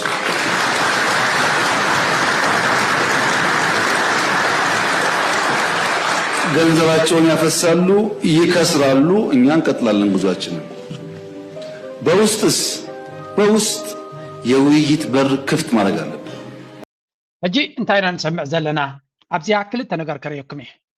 ንኢትዮጵያ ንምፍራስ ብዙሕ ገንዘብ ኢንቨስት ዝገብሩ ኣለዉ ክኸስሩ እዮም ዝሰልጦም የብሎምን ኢትዮጵያ ትፈርስ ሃገር ኣይኮነት መጀመርያ ሃገረይ ክትፈርስ እያ ኢሉ ዝዛረብ ኣብ ዓለም ሃገረይ ኣይትፈርስን እያ ኢሉ ዝጀሃር መራሒ ኣብ ዓለም እንተሎ ኮይኑ ኣብ ኢትዮጵያ ኣይክህሉ ዝኽእል maybe ኣብ ሶማልያ ከምኡ ይብሉ ኮኑ ኣልቡርሃን እውን ምስቲ ኩነታት ናቱ ሱዳን ኣይትፈርስን እያ ይብል ኸው ከመይ ገይሩ መራሒ ናይ ሓንቲ ሃገር ሃገረይ ኣይትፈርስን እያ ኢሉ ዝጀሃር ምፍራስ ማለት እኮ ናይ መወዳእታ ውድቀት ማለት እዩ ከመይ ጌርና ንምዕብል ብከምዚ ደረጃ ንምዕብል ትብል እምበር ንግሆ ምሸትን ሃገረይ ኣይትፈርስን እያ ኢሉ ዝጀሃር ምልክት ናይ ሓይሊ ምልክት ናይ ብቕዓት ከም ዘይኮነ እንታይ ዳ ምልክት ናይ ስንፍናን ድኽመትን ምዃኑ ሓደ ሰብ ክነግሮ ክኽእል ኣሎ ሕራይሱ ድሌትካ ከም ደልካዮ ይኹነልካ ተደሊኻ ፍረስ ተደሊኻ ይትፍረስ ተደሊኻ ሓይል ተደሊኻ ድኸም ንዓኻ ዝምልከት እዩ ንዓና ዝምልከት ጉዳይ ኣይኮነን ግን እቲ ዘረባናቱ ክትርእይዎ ከለኹም በተደጋጋሚ ከመይ ጌርካ ነዛ ነገር እዚኣ ነቲ ካልእ ኣጀንዳታት ናትካ ተዳልዋ እዩ ዝደሊ ዘሎ ንሕማቕ ይዳሎ ከም ዘሎ ሕማቕ ክገብር ይሓስብ ከም ዘሎ ብኩሉ መንገዲ ንርኢ ኣለና እቲ ኣካይዳናቱ እቲ ዘረባናቱ ድማ ንብዙሓት ካልኦት እውን ዝፀሉ ስለ ዝኾነ ወል ሕጂ ናብቲ ካልእ ኣርእስቲናትና ምስቲ ካልእ ከተሓዞ ስለ ዘለኹ እየ ዚኣምፅልኩም ባንዳ የተባለ ሰው ዛሬ ከኢትዮጵያ ተቃርኖ የቆመ ሰው ልብ ገዝቶ በቃኝ ካለ ሁሌ ክፍት መሆን አለበት ሕጂ እንታይ ክገብር ይፍትን ኣሎ እዚ ሰብ እዚ ብዙሕ ኩናት ክገብር ኣብ ብዙሕ ቦታታት ኩናት ይገብር ኣሎ ነፍሲ ወከፍ ልኡኽ ናይ ኣሜሪካ ይኹን ናይ ኤውሮጳ ዝመፀ ድማ እንታይ ፀገምካ ስኻ ሰላም ዘይትገብር ሰላም ዘይትፈጥር ምስ ህዝብኻ ሰላም ምስ ውሽጥኻን ምስ ከባቢኻን ሰላም ዘይትገብር እዮም ዝብልዎ የገድድዎ እውን ኣለዉ ሕጂ እንታይ ክገብር እዩ ናይ ሰላም ድራማ ክገብር እዩ ኩሉ ግዜ ኩናት ናይ ትግራይ ቅድሚ ምጅማሩ ሽማግለ ሰዲደ ነይረ ኢሉ ሽማግለ ሰዲ ዝነበረ ግን በቲ ሓደ ብዓለም ደረጃ ተቐባልነት ንክረክብ ብካልእ ደረጃ ናይ ሰላም ይፈተነ ኣሎ ብካልእ ድማ ይዳሎ ስለ ዝነበረ ግዜ መግዜ ይጥቀመሉ ነይሩ ስለዚ እቶም ህወሓት ከይቅልጥፍዎ ሽማግለታትን ብኦም ገይሩ ይታኮስ ነይሩ ልክዕ ከምኣ ምልክት የርኢ ኣሎ ሕጂ እቲ ፕላን ናቱ ንዓቢ ኩናት ይዳሎ ከም ዘሎ ዘርኢ ምልክት ንርኢ ኣለና ብየማንን ፀጋምን እንተቲ ኣብ ባይታ ዝገብሮ ዘሎ ሉከደስ ኩላታ ፕሌይቡክ ትድገም እያ ዘላ Commission that has come with the reform. The objective of the commission is actually to sort out issues that creates divisions among Ethiopians, issues that creates differences among Ethiopians. It's a commission that works on conducting dialogue on the issues that makes differences and to make positions closer to each other. The issues were identified. The commission has been touring the entire region of the country. They have talked with people. Everybody has already viewed or given. ከም ትሪእዎ ዘለኹም እንታይ ጀሚሩ ለንቀነን እታ ሃገር ትዘራረብ ከም ዘላ ናሽናል ዲያሎግ ዝበሃል ኣለና ስለዚ እቲ ህዝቢ ይዘራረብ ከም ዘሎን ይማኸር ከም ዘሎን ነቲ ዘሎ ፀገማት ብዓበይቲ ዓዲ ክፈትሕዎ ይፍትኑ ከም ዘለው ዘርኢ ስእሊ ፕሮፓጋንዳ ይነዝሑ ኣለው but we all know እዚኣ ፕላን እዚኣ ንኩናት መዳለዊት ምዃናን ንዓለም መዐሸዊት ገይሩ ናብቲ ዝደልዮ ዘሎ ኣጀንዳ ናይ ኩናት ንምኻድ ዝገብሮ ዘሎ ታክቲክ ምዃኑ ብዙሕ ሰብ ፈሊጥዎ ኣሎ ምክንያቱ ዝደጋገም ታክቲክ ስለ ዘለዎ ነዚኣ እናገበረ ከሎ ኣብዚ ቀረባ ንሪኦ ዘለና ተራኽሞ እውን ፅቡቅ እዩ ዓብይ ወታደራዊ ምንቅስቃሳት ይገብር ከም ዘሎ ከም ትሪእዎ ዘለኹም ናብ ትግራይ ገጅፍ ወታደራዊ ዓቕሚ የሰጋግር ከም ዘሎ መካናይዝድ ኣፅዋር ታንክታት ድርዕታትን ሰራዊትን ዝሓዛ ብዙሓት ተሽከርከርቲ ንሰሜን ገፀን ይኸዳ ከም ዘለዋ ናብ ትግራይ ብፍላይ ናብቲ ወልቃይዶ ራያዶ ናብቲ ሕመራዶ ገለዶ ዝበሃል ኣብ ኤርትራ ዘዳዎ ቦታታት እውን ኣብኡ ስትራቴጂካዊ ቦታ ክቋፀር ስለ ዝደሊ ዘሎ ገጅፍ ወታደራዊ ምንቅስቃስ ይገብር ኣሎ እዚ ድማ ብብዙሕ መንገዲ ይዝረብ ኣሎ ናው ኩሉ እዚ ከምዚ ኢሉ እናሃለዎ ከሎ እንታይ ክገብር ዘለዎ ብናይ ዓቢ ሽጣራ ንዓለም ክትሪኣ ከለካ እንታይ ክገብር ዘለዎ እንድሕር ኢልኩምኒ ወል ኤርትራ እዚኣ ታደዳበብ እዚኣ ትመፅእ ንሱ ሰፊሕ ዝኾነ ናይ ኩናት ምድላዋት ይገብር ኣሎ ኩናት ንትግራይ ናምሓረ ነቶም ፋኖ ንክሃርም ገጅፍ ዝኾነ ኩናት ክገብር ይፍትና ኣሎ ብፍላይ ድማ ንህወሓት ክሃርም ንትግራይ ክሃርም ገጅፍ ወታደራዊ ዓቕሚ ኣዳልዩን ቀሪቡ ከም ዘሎን እዩ ዝነገር ዘሎ ስለዚ እንታይ ክገብር ምዃኑ ፍሉጥ እዩ ነይሩ ሓደ ንማሕበረሰብ ዓለም ምስ ኤርትራ ሰላም ይደሊ ኣለኹ ዝብል መልእኽቲ ክሰድድ እዩ ካልኣይ ሰራዊት ናይ ኤርትራ ቀጥታ ካብ ዝኾነ ይኹን ቦታ ናይ ትግራይ ክወፅእ ናይ ኢትዮጵያ ክወፅእ ኣለዎ ሰራዊት ናይ ኤርትራ ኣብቲ ቦታ ኣሎ ዶ ሜይቢ ማለሲ ሰራዊት ናይ ኤርትራ ኣበይ ቦታ እዩ ዘሎ ጭብጢ የብሉን ኣብዚ ክዛረብ ከሎ ሰራዊት ናይ ኤርትራ ንነዊሕ እዋን መንግስቲ ኤርትራ ከም ዝገለፆ ኣብ ዝግበኦ ቦታ እምበር ኣብ መሬት ኢትዮጵያ ከም ዘየለ ብተደጋጋሚ መሊሶምሉ እዮም እታ መልእኽቲ ግን እንታይ እያ ትብል ዘላ መሲልኩም ርኳይት ናብ መን እዮም ሰዲዶማ እዛ ደብዳቤ ናብዚ ሚኒስትር ጉዳያት ወፃኢ ናይ ኢትዮጵያ እዩ ናብ ሚኒስትር ጉዳያት ወፃኢ ሃገር ኤርትራ ኣቶ ዑስማን ሳልሕ ናብ እዩ ዝሰዳ ዘሎ እንታይ ትብል for quite a considerable period Eritrean forces have occupied Ethiopian territory along our common border and the government of እንታይ ዝብል ዘሎ ትፅሑፍ ቅርብ ደቂቕኒ ዓብይ ኣቢልኩም እትወይለም ነይረ unfortunately they didn't do that so እንታይ ኢና ንርኢ ዘለና ንሓያለ እዋን ሰራዊት ናይ ኤርትራ ኣብ ልዕላዊ መሬት ናይ ኢትዮጵያ ከም ዘሎ እዮም ዝኸሱ ዘለዉ እዚ ብዙሕ ፅልዋ ዘለዎ ነጥቢ ስለ ኦኬ ሕጂ ቁሩብ ያዕብየ ፀኒሐ ኣብዚ ካልእ ኮፒ ገይረ ከንብብ እንታይ ዝብል ዘሎ ንሓያለ እዋን ሰራዊት ናይ ኤርትራ ኣብ ውሽጢ ልዕላዊ መሬት ኢትዮጵያ ከም ዝፀንሐ ንመንግስቲ ኤርትራ يحجز ينقرأ له common border that the government of Eritrea has been providing direct material. ስለዚህ መንግስቲ ኤርትራ ቀጥታዊ ድጋፍ ንመን ይገብራሎ ነቶም ሚሊሻታት ኣብ ኢትዮጵያ ዘለው ዝተፈላለዩ ንሓደ ደይኮነ ንፋኖ ይኮነ ንገለ ይብልኒ ግን ዝተፈላለዩ ሚሊሻታት ይሕግዛሎ. And we have been calling for this violation of our territorial integrity and sovereignty to be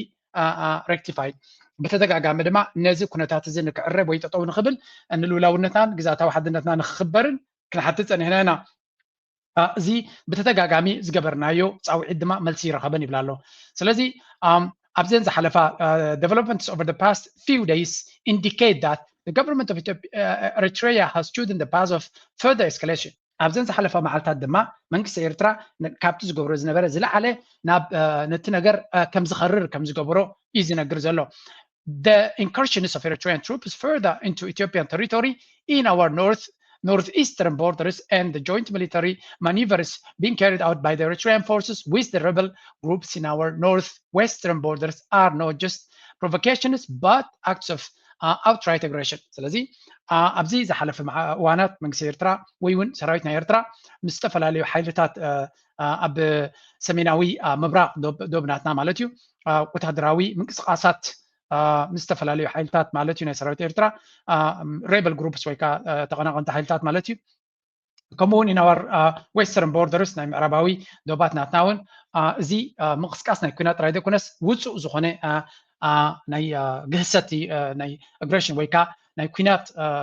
ምልክት እውን እዩ ይብላ ኣሎ. In order to bring an end to this unacceptable state of affairs, we would like to formally request the Eritrean government immediately withdraw its troops from Ethiopian territory and cease all forms of collaboration with the rebels. ስለዚ ነዚ ነገር እዚ ንምትዕርራይ ንመንግስቲ ኤርትራ ኣትሪርና ንፅውዕ እንታይ ንክገብር ብወቅዒ ንመንግስቲ ኤርትራ ንፅውዕ ብህፁፅ ሰራዊቱ ካብ መሬት ናይ ኢትዮጵያ ንኸውፅእ ከምኡ ድማ ንዝኾነ ይኹን ምስቶም ዕጡቃት ሚሊሻታት ዝገብሮ ዘሎ ምትሕባር ብህፁፅ ጠጠው ንኸብል. ኣብ ሳልሰይቲ ፓራግራፍ ሽዑ እንታይ ይብላ ኣሎ for more than half a century ንልዕሊ ፍርቂ ዘበን ተፃቦታት ኣብ መንጎ ነዚ ዞባና ነዘን ክልተ ሃገራት ብተፃቦታት ጥራይ ክግለፃ ፀኒሐን ዝምድናናትነን ተፃብኦ ዝነበረ እዩ. We believe it is possible to break that cycle. ነዚ ብተፃቦታት ዝተመልአ ታሪክ ንክንሰብሮ ተኽእሎስ ኣሎ እዩ.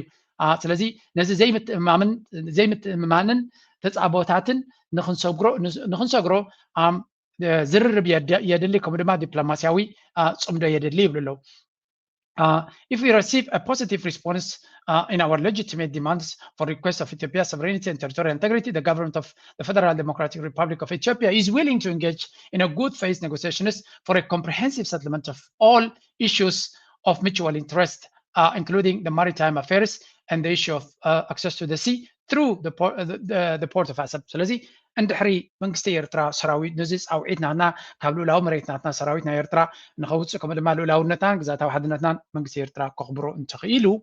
መንግስቲ ኢትዮጵያ ምስ ኤርትራ ብክፉት ልቢ ወይ ከዓ ብፅቡቅ ምትእምማን ዘለዎ ዝርርብ ከካይድ ይኽእል እዩ. ንሱ ድማ ኣብ ኩሎም ክፉታት ዘለው ነጥብታት ክንዘራረብ ድልዋት ኢና ይብሉ ኣለዉ. ንኣብነት ኣብ ጉዳይ settlement of issues ኢትዮጵያ ኣብ ጉዳይ ናይ ንክልቲኡ ረብሓ ዘለዎ ሃገራት ንኣብነት ናይ ኣፍደገ ባሕሪ ዝበሃል ዘሎ ወይ እውን ንሕና ናብ ኣፍደገ ባሕሪ ንኸዶ ብወደብ ዓሰብ ክንዘራረብ ንኽእል ኢና ይብሉ ኣለዉ. ተዘራረብ ኣለኩም ኣብኡ ነገር ዘይተወደደ ጉዳይ ስለ ዘሎ ኢኻ ትዘራረብ. We are committed to exploring relationship of mutual respect. ኣብዚ ጉዳይ እዚ ክልቴና ሓበራዊ ርክብ ንክንገብር ወይ እውን ዝምድና ንክንሃንፅ ንዕኡ ንጥምቶ ኣለና ወይ እውን ኮሚትድ ማለት ብፅኑዕ ክንሰርሓሉ ከም ዝኽእሉ and cooperation that could usher a new era of peace and prosperity. ስለዚ ንክልቲአን ሃገራት ናይ ሰላምን ናይ ብልፅግናን ዕድል ክፈጥር ዝኽእል ክንሰርሓሉ ንኽእል ኢና እዮም ዝብሉ ዘሎ. between the populations of our two countries who share much common. ስለዚ ብዙሕ ሓበራዊ ረቋሒ ዘለዎም ህዝቢ ጽቡቕ ንኽረኽቡ ምሳኹም ክንሰርሕ ንኽእል ኢና እዮም ዝብሉ ዘሎ we hope that you will accept this letter in a spirit in which it was intended as a goodwill gesture urging you to choose peace and prosperity over conflict and chaos for our people and our region ስለዚ እዚ ብጽቡቕ መንፈስ ክትቀበሎ ሚኒስትር ጉዳያት ወፃኢ ሃገር ኤርትራ እዩ ክትቀበሎ ኣክንዲ ናብ ሰላምን ብልጽግናን ድማ ክትመርጹ ኣክንዲ ንኩናትን ዕግርግርን ንህዝብና ድማ ሰላምን ርቃትን ከሰማዕሩ ክትገብር ክትቀበልዎ ዝብል ደብዳቤ ካብኡ ዝተሰደደት ምዃናን ኣብ ሶሻል ሚድያ ድማ ከም ትዝርጋሕ ገይሮም ኣለዉ ማለት እዩ እዚ ደብዳቤ እዚ ንሓቅነቱን ቁም ነገሩን ምክንያቱ ኣይናይቲ ሓቂ ኣይናይቲ ፎርጅድ ኣብዚ መንግስቲ እዚ ክትፈልጡን ከቢድ ስለ ዝኾነ ብዝኾነ እንታይ ኢና ንብል ዘለና ናብ መንግስቲ ኤርትራ እዚ መልእኽቲ እዚ ዝሰድዎ ዘለዉ ንምንታይ ዕላማ እዮም ዝሰድዎ ዘለዉ እንድሕር ኢልካ መጀመርያ መንግስቲ ኤርትራ ነዞም ሰባት እዚኣቶም ከኣምኖም ይኽእል ዶ ማለሲ እመኑና እዮም ዝብሉ ዘለዉ እዚ ሚኒስትር ጉዳያት ወፃኢ ቅድሚ ሒደት ኣዋርሕ እንታይ ኢሉ ንዲፕሎማት ናይ ዓለም ኣኪቡ ታሪክና ኤርትራ ከም ሃገር ኣይንቐበላን ኢና ኤርትራ ከም ሃገር ክትመፅእ ከላ ኢትዮጵያ ኣብ በዓለቕን ኢትዮጵያ ተዓሚፃ እያ መፅያ ከምኡ ድማ መንግስቲ ኤርትራ ወይ እውን ሃገር ኤርትራ ፖለቲካ ናይ ኤርትራ ህላወ ናይ ኤርትራ ኣብ ዕግርግር ናይ ኢትዮጵያ ዝተመርኮሰ ከም ዝኾነን መንግስቲ ኤርትራ ህዝቢ ኤርትራ ዘይውክል ስለ ዝኾነ ድማ ክእለ ጥራይ ዘለዎ ሪጅም ቼንጅ ክግበር ኣለዎ ኢሉ ዝፅውዕ ዝነበረ እዩ ስለዚ ኣብ ውሽጢ ዓመታት ዘይኮነ ውሽጢ ሒደት ኣዋርሕ መልእኽቲ ቀይሩ ክንዘራረብ ምሳኻትኩም ድልዋት ኢና እዩ ዝብል ዘሎ እዚ ዘረባ እዚ ሕጂ ንማሕበረሰብ ዓለም ኤርትራ ብኸመይ ተንብቦ ኣይኮነን ዘገድሶም ንማሕበረሰብ ዓለም ብኸመይ ነደናግር እዛ መልእኽቲ እዚኣ ዝረኣይዋ እንታይ እዮም ዝብሉ ዘለዉ ክልተ ነገር እዮም ዘንብቡ ዘለዉ በታ ሓደ ኩናት ክገብሩ ደልዮም ከም ዘለዉ ኢትዮጵያ ማለት እዩ ስለዚ ኩናት ክትገብር ተደሊኻ ኣብ ባሕሪ ይግባአና እዩ ደገለገለ ኢልካ ኩናት ክትጅምር ኣይትኽእል ኢኻ እታ ዝበለፀት ነጥቢ ንኩናት ንክትጅምር እንታይ ተድለካ ኤርትራ ኣብ ሉላው ሰራዊት ናይ ኤርትራ ኣብ ሉላው መሬተይ ኣትሽን ኣሎ ስለዚ በቲ ናይ ዩኤን ኣርቲክል 50 እዮም ገለ ዝብልዎ ኣርቲክል 51 ሓደ ሃገር ተተወሪሩ መሰር ርእሰ ምክልኻል ስለ ዘለዎ ኩናት ከውጅ ይኽእል እዩ ስለዚ እዚ ዘረባ እዚ ሰራዊት ናይ ኤርትራ ኣብ ውሽጦም ኣትዩ ከም ዘለዎን ኤርትራ ድማ እንተደይ ኣትዩ ክወፅእ ኣይክእልኒ ስለዚ ኤርትራ መልሲ ተደሂባ መልሲ ንሕና ኩናት ክንውጅና ንምባል ክጥቀሙላ ዝኽእሉ እያ ሓንቲ ካልኣይ ነቲ ሰራዊት ናቱ እንተስሒቡ ኤርትራ ማለት እዩ ኣበይ ቦታ ኣሎ ቤን ኣሎ ገለ ተደለወካ ጭብጢ ክተቕርብ ኣለካ እንተስሒቡ ኮይኑ ድሕሪኡ ናብ ጣውላ መፂና ክንዘራረብ ኢና ተልካ ክዘራረብ እንታይ ዘይተዘርበ ነገር ስለ ዘሎ ኢኻ ትዘራረብ ኤርትራ ዶብ ናይ ኤርትራን ኢትዮጵያን ኣብ 2006 ዝተወደአ እዩ ኣብ 2002 ብይን ተዋሂቡ እቲ ውዳይ ድማ ኣብ 2006 ተወዲኡ ስለዚ ንስኻ ጠርኒፍካ ውፃእ ነቲ ዶብ ናይ ክልቲአን ሃገራት ንኽትግበር ጥራይካ ክትገብር ዘለካ እምበር ብዛዕባ ኣብ ደገ ባሕሪ ምሳኻ ዝርርቡን የድልኒ ከፊልኩም ክትጥቀሙ ተደሊኹም ዩር ዌልካም ካብ ወፃኢ ግን ኤርትራ እንታይ ክትዘራረብ ምሳኻትኩም እንታይ ዘዘራርብ ኣርእስቲ ስለ ዘለዋ እዩ ስለዚ እዚ ንሪኦ ዘለና መድረኽ ክንደምንታይ ናይ ኩናት ፅምኢ ኣጋጢሞም ከም ዘለዎን ኢና ንርኢ ዘለና ብሓፈሻ ኩናት ክክሳዕ ክንድኡ ስለ ዝደልይዎ ድዮም ከምኡ ዝኾኑ ዘለዉ እንድሕር ኢልካ ድማ I don't think so እንታይ ግን እዛ ካልኣይ ክፋል ናይዛ ኩናት ናይዛ ነጥቢ እዚኣ ንምንታይ ይገብርዋ ኣሎ መሲልኩም ሰራዊት ናይ ኤርትራ ኣብ ኢትዮጵያ ከም ዘሎ ስለ ዝፈልጡ ይኮኑ ከም ዝብሉ ዘለዉ እንታይ ዳ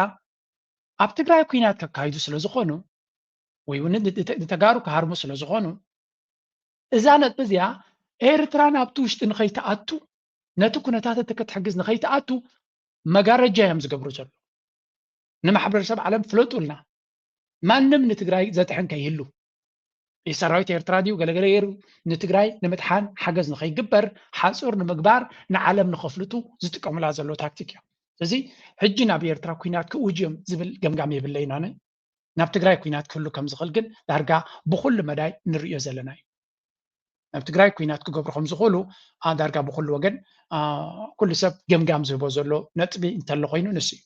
ስለዚ እዚ ብልፅግና ዝበሃል ናይ ኩናትን ወረ ኩናትን ዝኾኑ ስርዓት ካብ ኩናት ክዕረፍ ዘይክእል ካብ ኩናት ንእሽተይ ከተንፍስ ዘይክእል ስርዓት ነቲ ኩናት ደይ መደይ ኢሉ ስለ ዝደልዮ ዘሎ ነዚ ጉዳይ እዚ ገይርዎ ኣሎ እንታይ ክኸውን ትውፅኢት ናቱ ናበይ ክብፃሕቲ ጉዳይ ሓቢርና ክንሪኦ ንኽእል ጉዳይ ኮይኑ እቲ ነዚ ኣብ ከምዚ መድረኽ ኣብ ዘለናሉ ግዜ እንታይ ካ ከተነብብ ዘለካ ከባቢና እንታይ ኩነታት ኣሎ ነዚ ዝርብፆ ዘሎ ኩነታት እንታይ ይህሉ ይኸውን ንዝብል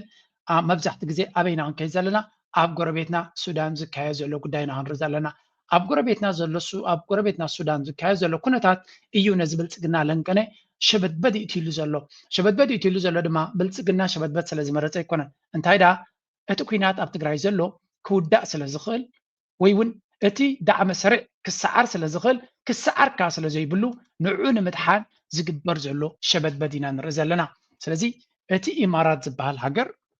ከም ንሪኦ ዘለና ኢማራት ብመንገዲ ኢትዮጵያ ይምሉ ብምሉእ ስለያዊ መርበባት ናቱን ኤሌመንትስ ናቱ ካብ ሶማሌላንድ ወፂኦም ካብቲ ቦሳሶን ገለን ናበይ ኣትዮም ኣለዉ ዝበሃል ዘሎ ናብ ኢትዮጵያ ዳዕመ ሰሪዕ ንኽድሕን እንተኮይኑ ድማ ገለ ነገር ክገብሩ ክኽእሉ ኣለዎም ነቲ በዚ መንገዲ ኢትዮጵያ ንዑ ንምድሓን ዝግበር ዘሎ እዚ ከዓ ብተደጋጋሚ ዝመፁ ዘሎ ክሲ ኣብዚ እውን ከረየኩም እንታይ ኢሎም ይኸስዎ ኣለዉ let's divert this into ኣብዚ ላ ቴክስት እንታይ ኢሎ ብዙሓት ናይ ስዑድያ ኮመንቴተርስ ናይ ግብፂ ኮመንቴተርስ ናይ ካልእ ኩሉ ዝፅሕፍዎ ዘለው እዩ ናይ ኢትዮጵያ the Ethiopian Federal Army transferred during the past 48 hours ኣብዚ ሓለፈ I don't know ሕደት መዓልታት እዚ ኣብዚ ሓለፈ 48 ሰዓታት ኣፅዋር weapons abroad approximately 12 trucks and mercenaries of various nationalities coming from Abu Dhabi into Sudanese territory through the border areas controlled by the Al-Hilu militia ማለት እቲ ናይ SPLMN ዝብልዎ በዚ አልሒሉ ዝበሃል ዝምራሕ ሚሊሻ ማለት እዩ by Joseph አልሒሉ ዝበለ ወይ ከዓ ጆሴፍ ቶካ ዝብልዎ ማለት እዩ which is allied with the RSF ማለት እዩ the Ethiopian Asosa airport እቲ ኣብ ኣሶሳ ዝበሃል ዘሎ ኤርፖርት ድማ ከስፍሕዎ ቀኒዮም ንምንታይ ናብ ሱዳን ዝቐረበ ወደብ ስለ ዝኾነ ብኡ ገይሮም has been developed to become a military and logistical base ወታደራውን ከምኡ ድማ ሎጂስቲካውን ቤዝ ነቲ ኩናት ናብ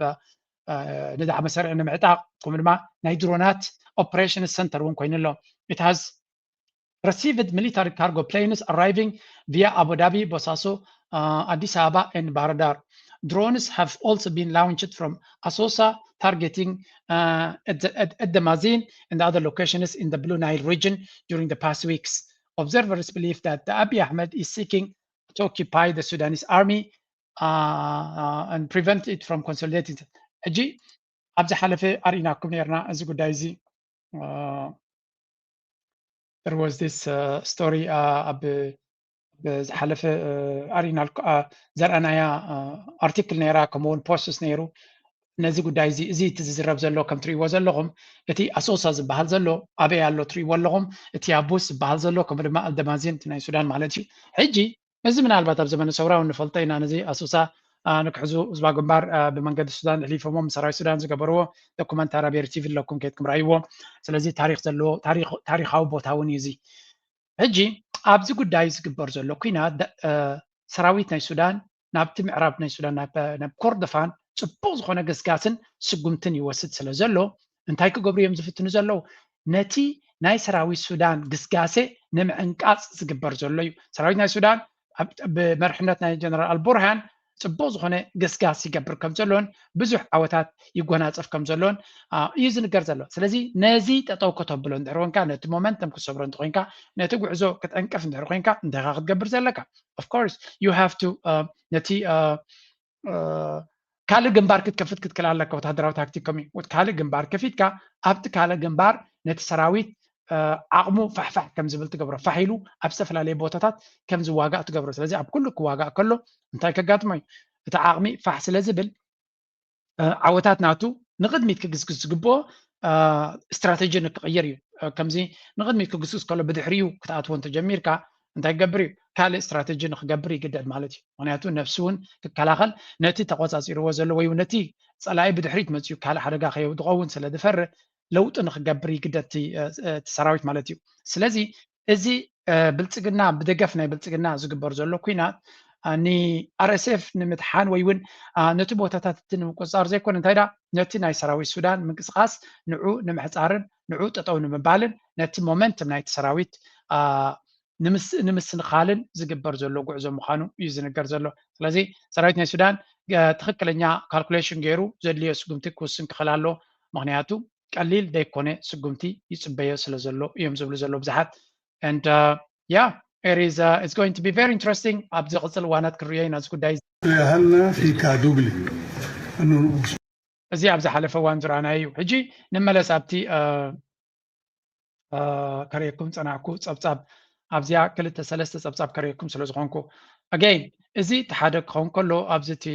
بلصقنا بخمي منقد دقفئي اب العلي حزب السودان يفصم كم زلون ببزح منقدي ات شركنتات كميليك اير كم زلون يمزوري زلو اذا سل زياده ما صبو غيركم رايوا سعوديا صلواناتا كاب معلتنا معلتي بخمي درجه يسفحفح كم زلو يمزنغر زلو ازي عينت مسفحفح ناي صلوا دما عابي استواصو ኣለዎ እዮም ዝብሉ ዘለው ሱዳን ኣብዚ ጉዕዞ እዚ ክትዕወት እንድሕር ኮይና ኣብዚ ዋን እዚ በብዙሕ መንገዲ ክትድገፍ ክትክእል ኣለዋ ሓደ ካብቲ ደገፍናታ ዝበሃል ዘሎ እዚ እዩ quietly stepping into Sudan's civil war. We're asking that because according to news agency Reuters,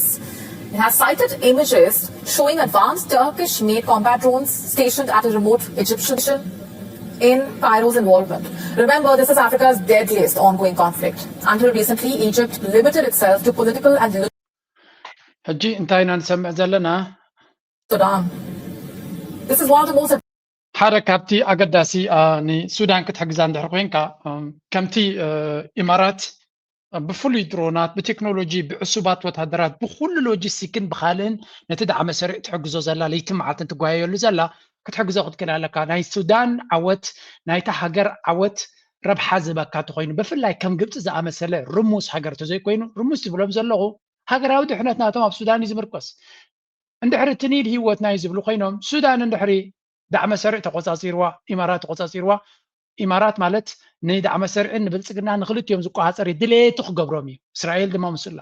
ስለዚ እቲ ግብፂ ዝበሃል ንህላወ ናቱ ሱዳን ኣገዳሲት እያ ሱዳን ምህላዋ ጥራይ ይኩን ኣብ ሱዳን ፅልዋ ክህልዎ ኣለዎ ወይ እውን ናይ ሱዳን መንግስቲ ምስ ብቀረባ ኢድን ጓንቱን ከይዱ ክሰርሕ ኣለዎ ተዘየለ ኣብ ልዕሊ ኢትዮጵያ ክትገብሮ ትኽእል ፃቕጢ ትርጉም የብሉን ምስ ኤርትራ ድማ ብዙሕ ነገር ክሰርሕ ትኽእል ኣሎ ፆልካ ብኣፍካ ጥራዕራዕ ኣይኮነን ስለዚ ኣብቲ ጉዳይ እቲ ክንርኢ ከለና ናይ ብሓቂ እዚ ናይ ድሮናት ሓገዝ ይገብሩላ ኣለዉ ዝበሃል ዘሎ ኣገዳሲ ናይ ትርኩ ድሮናት ምስ ትርኩ ብተደጋጋሚ ናይ ዲፈንስ ሕጂ እውን ኣብ ዝቐረባ ናይ ዲፈንስ ዲል ገይሮም ኣለዉ ግብፅን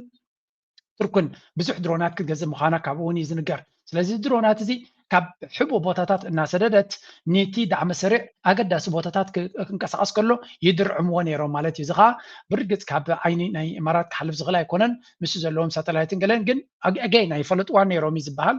ወይ እውን ትፀብፃብ ኣብ ዝቐረባ ይወፅ እዩ ስለዚ እዚ ንሪኦ ዘለና ድጋፍ ነቲ ሰራዊት ሱዳን ኣዝዩ ኣገዳሲ ድጋፍ ነቲ ዝግበር ዘሎ ምንቅስቃሳት ነቲ ናይ ዳዕመ ሰሪዕ ድኽመትን ስዕረትን ከቀላጠፍ ዝኽእል ኩነታት ኢና ንርኢ ዘለና እንተዘየለ ንሱዳን ንፈትዋ ኢና መሻርክትና ኢና ንግሆ ምሸትን ዲፕሎማስያዊ ርክብ ሰላምታ ገለመለ ዘምፅኦ ለውጢ የብሉን ብኣክቲቭ ልክዕ ከምቲ ኢማራት ትጓዮ ዘላ ክትጓዮ ኣለካ እንድሕር ንረብሓኻ ረብሓ ኣለኒ ኢልካ ተኣምን ኮይንካ እቲ ሃገር ከይፈረሰት ከላ መፍራሳ ሓደጋ ዝኾነካ እንተኮይኑ ክትጓየ ክትክእል ኣለካ ምክንያቱ እቲ ፀላኢኻ ዝገብሮ ዘሎ ኩነታት ክርዳእካ ክኽእል ኣሎ this is what the world is saying about ዳዕመ ሰሪዕ ንሱዳን ዝገብራ ዘሎ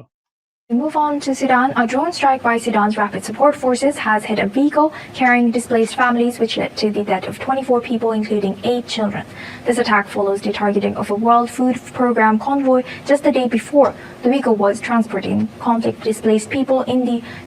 كم تري وزلهم زيد عم سريع أب السودان بزح جبناتي دفتم زلوا كم عجينة كتماتات مولن نقارتم حمدان الأعلى كم تخون غير زعنوا نسك خون كله حجد ما يسعر سلزلوا نتن كتماتات قصاصير وانزلوا مملي سنة عدوان أبز غربا دما ولا نتيرت إتنا مكبوي لهم نزخدو زنبرون كهرم ترقيبو ناي وورلد فود بروجرام كم دما حكم الناتات كهرم ريكاردت كوينو أمريكا دما كنا أسمع الله شو مخيط قصت برجز زحفر ديجن كابونابو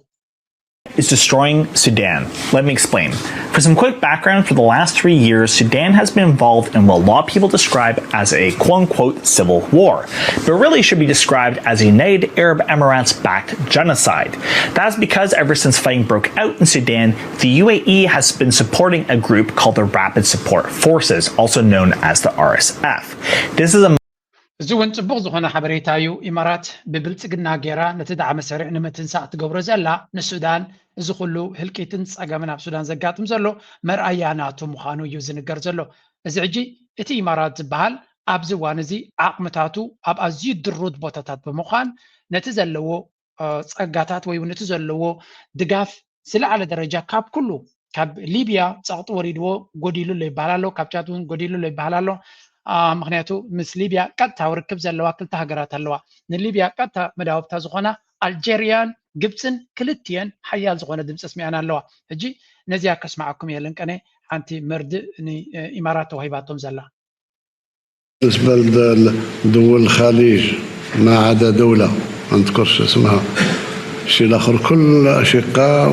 ونتعاملوا يوميا وما فيش مشكل ما عندنا حتى مشكل لا مع أشقاء سعوديين ولا الكويتيين ولا انتاي مجلس أوتيل لما سلكم ألجيريا بحكي ترير زخانة مجلس هيبة الله صادمة نحنا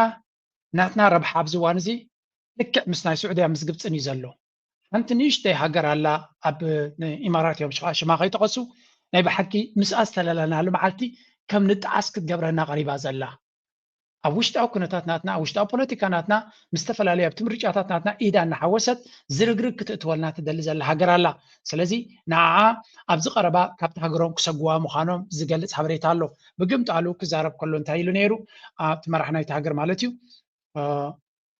نحنا نجبتك أنزا ناي سعودية قانزا قوينو تسمع عمزلو نعناهم قانزا نايو أبزوان زي جبسن سعوديان زلوهم ربحة ويون زلوهم ناي دحنت حتى أب ليبيا يكون أب السودان بغات تانا عنا زتنكف قدايو سلازي أبزو قداي زي أبقون جبسن أبقون السعوديان ملو بملو تسليفنا لنا زبل مجلس أوصيلو زي زربازن زي مجلس الزندما ني إمارات حجون انتخوني توساقي مرير صفعيت يقاط ما كم زولي زنقر زلو إذا ما بمرحنا يتهجر درجة تنجر كنقصاقس كنيو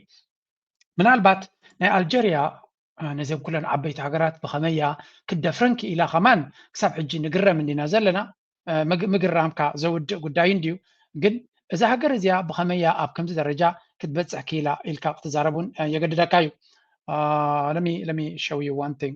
يعني أبزل حنتي article نيرا حدث سعودي ودس حفايا انتهي زبل ألجيريا مالت أزيو حيال هجريو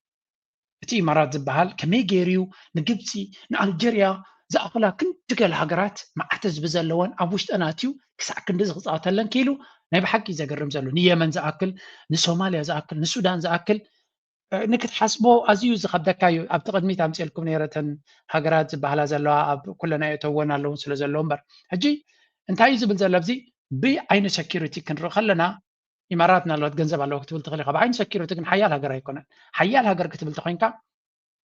مسرت أو حيل كل وكالو مسرت أو حيل موت هدراو كل تسميه قبل عليه دما ناس أزخوني وتهدراو سقوم تخت وصل لتخي وعناته بدأ جزورك حيل انتلو حيل لا تكتب لا يتخنيها سلزي انتهي زول زلو the analysis I present in this article relies on 5 main criteria for determining a state's weight in the comprehensive Arab security balance حتى هجر ناس security حيل اللي واكنبل انت رقينا أجد سنة الله حمشنا بتاعت كتير الله كايبل عبنا انتايزبل comprehensive military capability and relative independence in defense decision making هذا حيل بحري حيل مريت حيل مدري حيل بحري حيل سماي بكل من قد comprehensive نقول جماعة خلي حيال وتهدروا عقم خلوك قلنا جن ناتسنت ككل خلوت سراويت كا أتي من قستي سراويت نات أخوينو نعلموك حرم زغل تخوينو بر بدحريد زورون هيدا حيل انتلو خوين ترقم يبل فلذي إذا حدا بيه لولو geography and demography كالاي geography ناتا أبينا يبوتالا demography ناتا بس حزبناتان زرقحنا حزبناتان من سيال لودي كايري ويب control over strategic resources and primary energy كبرما أتي من قصي كنا من تايقو تصرف تهجر له استراتيجيكاوي صقاتات نايت هاجر قصص على لودي يبلون كلن زين تازياتن نيرترا يس كتب لنا تخليها من الباتي ناي ديموغرافي قداي زبنا وحد سلو زخونه رايمبر ابكال كل ايرترا ناس زخونه سقم تكوس زغل عقمي بجكا كلن وانت بغاتي بجكا تانا حزب قداي ساينا زياده خنصر حلا زلنا بحلا يعني of course التكنولوجيون صراحه يد لنا له the ability to produce and protect cross border geopolitical and geo-economic projects كمرما كاب هاجركا وصاي ابكال بوتا خيتكا ناص زخونه نربحاخا سقمت كتوسد عقمل لكادو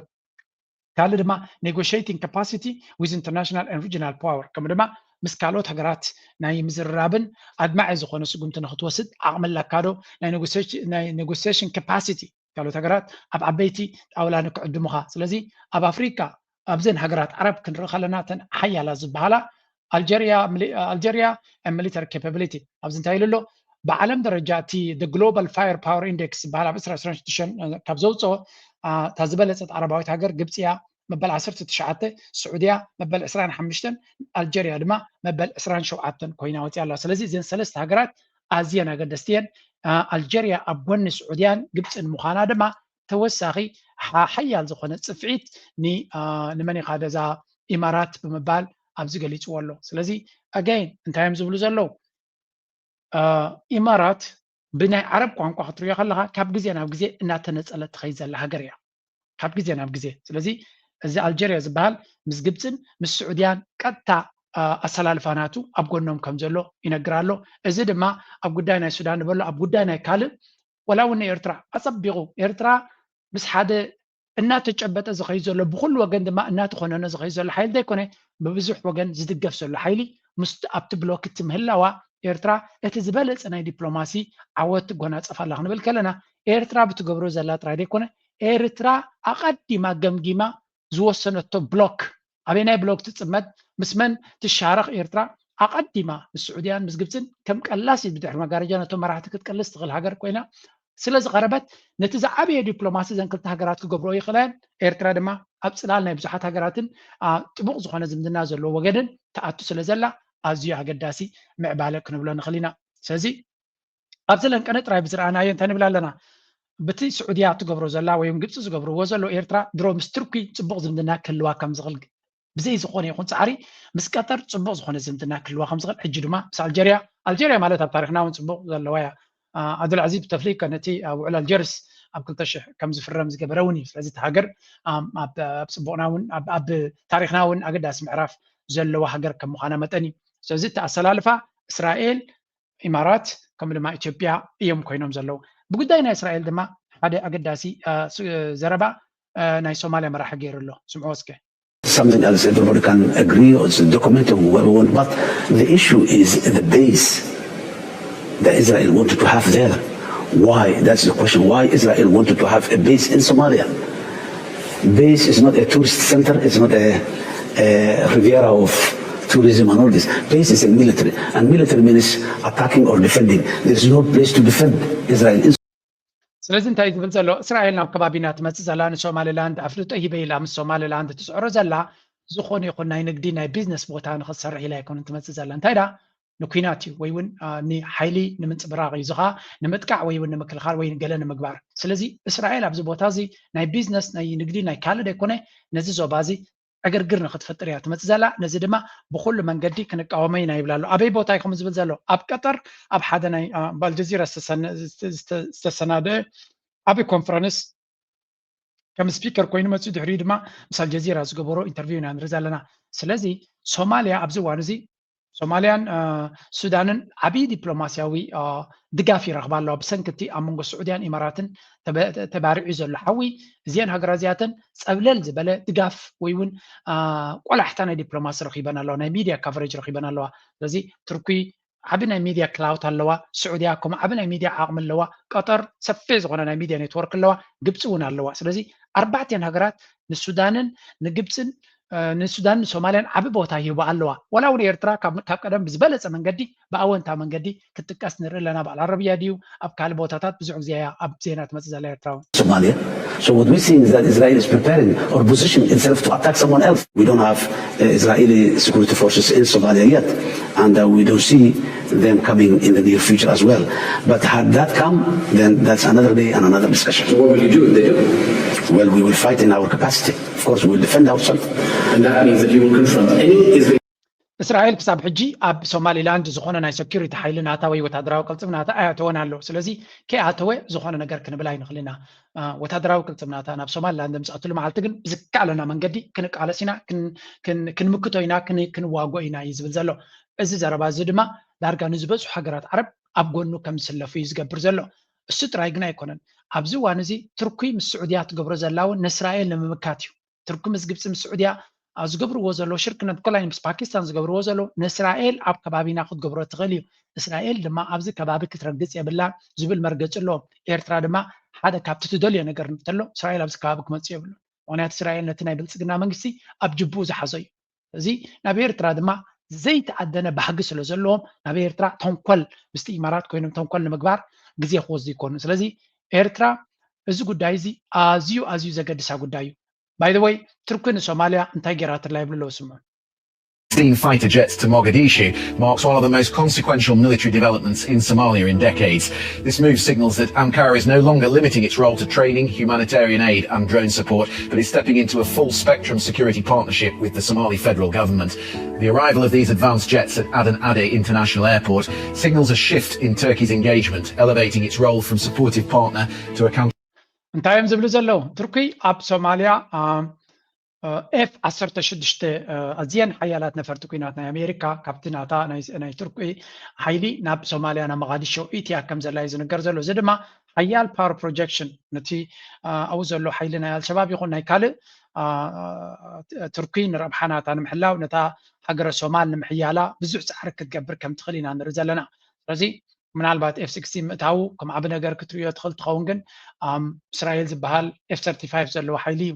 بجاك إسرائيل F-35 زلو يلان سعودي حج جزي الله يزبها زلو سلازي بحفشة إسرائيل أبتبوتاتاتيو كاوز عبد حيل كل وخليج نكياتو دبلوماتيكلي كمدما نت سوماليا زبهال كتحيلو خد كلا كامنتان نت إسرائيل زبهال مخنيات رقيبو سكيورتي نجار كوحس مسألة بمبال نتهاجر شجر كيف ترلا سلازي أب سوماليا نريو زلنا كنتات نبي حكي زجرميو سومال نزح عقاف تفتير زلنا سعودية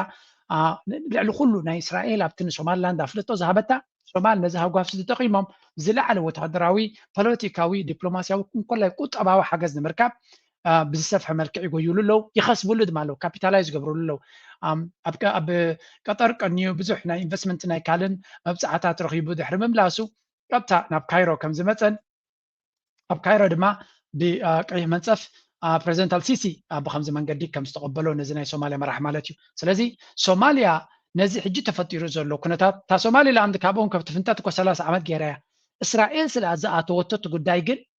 سومالي لاند تي امارات كم دليتا كت شناخرو خلاتو قداي دغاف اينبرو من اسرائيل افلطون سومال لاند بمهباغن ازن هغرات اسلام كن حجي كغبرو زي كلا زنبرا وين زمسل زي نبره سفيع زخونه دغاف نزي منግስት سوماليا يبولو ግብጽውን ናብነት ግብጽ እንታይ ትገብራላ ይልና ግብጽ ምስ ኤርትራ ቀንድ አገዳስነ ዘሎ ሽርክነት ክትገብር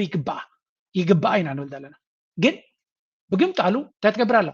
ንጅቡቲ ማዓት ገንዘብ ኢንቨስት ክገብረላ ይላ ምክንያቱ ቶም ናይ ጅቡቲ ገንዘብ ተደሂብኩም ኣብዚ ቦታ የብልኩም ስለ ዝበልዎ ስለዚ እቲ ናይ ጅቡቲ መራሒ ስኩዝ ጌርነታ ፖዚሽን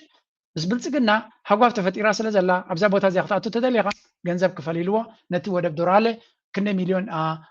ኢንቨስት ክትገብረሉ ምዃና ነጊራላ كم سوماليا كم يوم عند حرز زي حقيسكمنا كم هاجر كنكم سلزي نخل تخلاتيفكم ناي سكيورتي دي ناي كال دقاف كتبوا ناخذ كل لكم انت زي اللي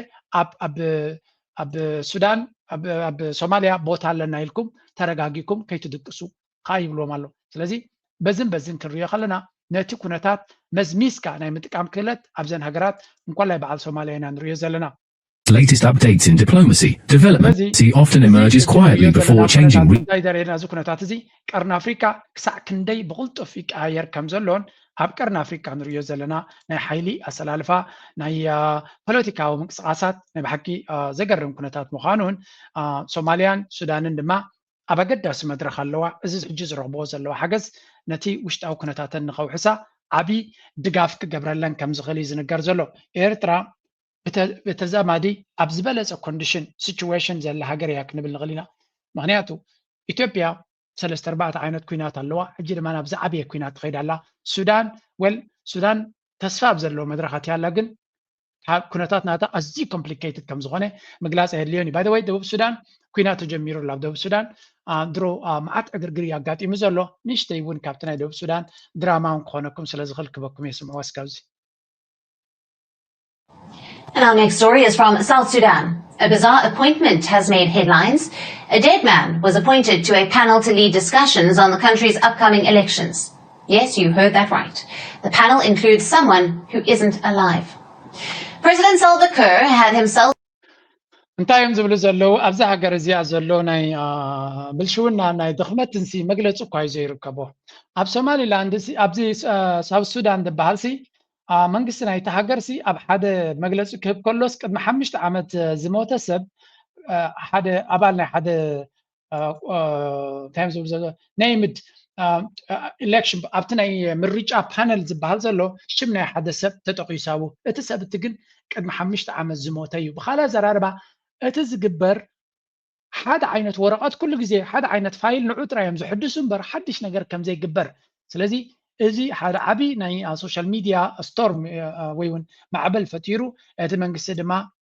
بقع زي نام ببلشو نام بزوج زي زفلات مليسو أبود exposed كوينو لو لك كالوت بفلاين أفريقيا أبزوان زي وردت كوينوم زلو مرحتي سيلفاكير ترى كنا ناي نيجيريا تنبو كم دما تناي كاميرون زلو بول بياز بحال زوم سلسة مرحتي بفلو ينت أرجان أدمان نقول سبيزر كواجن أزيخا كسا كندزي كوتصر كسا فسن كتكون كلغا كما أفريقيا سئلنا أفريقياويان ممليسو نتحت نخون كل بحما كن الرئان كن النعاقن زيجابر تكبارات نتولو قينو هذا زيو لذي I'm really sorry بتدقاقامي كم زعينت كونتات نرم هلاونا هكبابنا زحزنن زسكفنيو again at the end of the day كيرو تخل دروت سلازغونه كنعبركم تراينا نغل كرنا أفريقيا أكم زي درجة كم زلو رينا لنا بزح من قصاصات اللو بزح زكاير نقرات نعزبن نسمعنا لنا زي كونتات زدما ماكسيمم كنت تعملوا زلنا قيني سمعني هجي نملساتنا غربيت ايزا በሚባሉ ስም ልክ ያሉት አመራሮች ኢትዮጵያ ውስጥ ነው ሁለት ሶስት አመራሮች ከላይ ያሉት አመራሮች ኢትዮጵያ ውስጥ ያሉ ይሄ ዛሬ ቀኑ ማን ጥር 26 አይደል ሰዓታቱንም ያዝ በዚህ ሰዓት ላይ አገር ውስጥ ያለ የፋኖ መሪ በተለይ እዚህ ጎጃም አካባቢ ላይ ከሚንቀሳቀሱት እና ፐብሊክ ፊገር ብለው ራሳቸውን ከሰየሙት አቶ ዘመነ ካሴ ጀምሮ አገር ውስጥ ያሉ ስለዚህ ውጭ ነው የሚዘውሩት ማለት ነው አዎ በቃ ዲያስፖራ ናቸው ባለፈው አንድ ወዳጅ ዲያስፖራ ናቸው አለኝና እንደዚህም ይቻላል እጂ እንታይም ክገብሩ ዝፍትን ዘለዎ ነቲ ፋኖ ዝበሃል ተቃሊስካ ምስዓሮ ምስኣንካ እንታይ ካ ክትገብር ፀለመይ ካ ትጅምር ስለዚ እቲ ንሪኦ ዘለና እዚ ገለ ካብቶም ኢዶም ሂቦም ዝመፁ ዝተባሃለን ድዩ ነቲ ፋኖ ዝበሃል ኣብ ባይታ ክስዕርዎ ስለዘይከኣሉ ንጉሆም ምሸትን ኣንፃሩ ፕሮፓጋንዳ ንክነዝሓሎም ኢሎም እዮም ኣምፂኦሞ እቲ ፋኖ ዝበሃል ድማ ቀፃሊ ነቲ ብልፅግና ዝበሃል ሰራዊት ናቶም ከምዚያ ገይሩ ይመሃር ከሎ እቲ መራሒ ናቶም ኣብቲ ዓዲ የለን ናብ ኤርትራ ይኸይዱ ዘሎ ናብ ግብፂ ይኸይዱ ዘሎ ኣብ ዲያስፖራ ይዝቕመጥ ይብሉ ኣቱም ሰባት ብዲያስፖራ ዝምርሑ ሰራዊት ክሳዕ ክንዲዚ ትሰዓር እንተኮይንኩም ዳሞ እቶም መራሕቲ ኣብ ባይታ እንተመፂኦም ከ እንታይ ክገብሩ ኢኹም እዮም ኢሉ ዝሓትት ጋዜጠኛ የለን ወይ ከምኡ ኢሉ ዝሓስብ ሰብ የለን ነው እዚ ንሪኦ ዘለና ኩነታት ዳርጋቲ ናይ ብልፅግና ሓይሊ ኩሉ ግዜ ምስተማረኸን ምስተዳህለን እዩ ምክንያቱ ብ5,000 ብር ولا حنت خد قبر اللي زي تخل جنزب نحوخان نهزب خان نختطف تغطير كاخد سرح كاوز غفنا قريلا سلازي إذا كسر زي بحد من اللي شايل كذا زي جلس كايو شمو نخد تقصون زحفركا بلتقنا نفعنا نخد تقصوي حفريو معناته شمو انت تتقيسو تفلات النتن كبرين كركب سلازي خيل زبلي فانو دا مكابي يمسي يمكن ذا عينت سعرت زقات زي قبر دورلهم زلون هريلكا ካብ ውሽጢ ኢትዮጵያ ብዝመጽ ዘሎ ኩነታት እዩ እቲ ኣሰላልፋ ሞራል ተመክሮ ናይ ፋኖ ድማ ካብ ግዜ ናብ ግዜ እናዓበየን እናሓየለን ይኸይድ ኣሎ እንታይ እዩ ግን ነዚ ዝደፍእ ዘሎ ነዚ ፋኖሲ ካበይ ኣምፅኡ እዩ ነዚ ኩሉ ሰብ ዝዕጥቕ ዘሎ እንድሕር ኢልካ ኣብይ ኣሕመድ እዩ ዝሕግዞም ዘሎ ብኸመይ ያረዳችኋቸውን ኦርቶዶክሳውያን አረሳናቸው እጅና እግራቸውን እየቆረጣችሁ ስራ እንዳይሰሩ ኦርቶዶክሳውያን ሰርተው እንኳን እንዳይበሉ እጃቸውን እግራቸውን እየቆረጣችሁ ጠላችኋቸው ሄዳችሁትን አረሳ ነው ሻሸመኔ ላይ ያ ሁሉ ህዝብ ያ ሁሉ ኦርቶዶክሳዊ የተገደለው ደማቸውን ያፈሰሳችሁትን እናንተ ወንበራችሁን ለመቆናጠር ስትሉ ያ ሁሉ ያፈሰሳችሁትን ደም አረሳ ነው ከምዚያ ትሪእዎ ዘለኹም ንህዝቢ ምሓራ ክግለጽ ዘይክእል ግፍዒ ዘውርደሎም ዘሎ መን ምዃኑ ፈሊጦም ኣለዉ ስለዚ እቲ መንእሰይ ናብቲ ፋኖ ናብ ካልን ዝኸይድ ዘሎ ፅቡቕ ነገር ንኽረክብ ኢሉ ዘይኮነ ኣብቲ ዘለዎ ቅጠው ምባል እውን ዋጋ ዘኸፍል ምዃኑ ትብልፅግና ብዙሕ ፀገም ይፈጥር ስለ ዘሎ እቲ ሰራዊት ናቱ ነዚ ከየትካ ተቃሊስካ ጥራይካ ክስዕሮ ትኽእል ካብ ዝብል እዩ የኣየ ኣብይ ኣሕመድ ካብ ሓሳቡሲ ነቶም ተጋሩ እውን እንታይ ክገብሮም ይሓስቡ ነይሩ እዚኣ እታ ዘረባ ታገይምስ ኩሉ ሰብ ፈሊጥዋ በሱ ቤት ትግራይ ከኤርትራ ጋር ጦርነት እንዲቀጥል ሲቀሰቅስ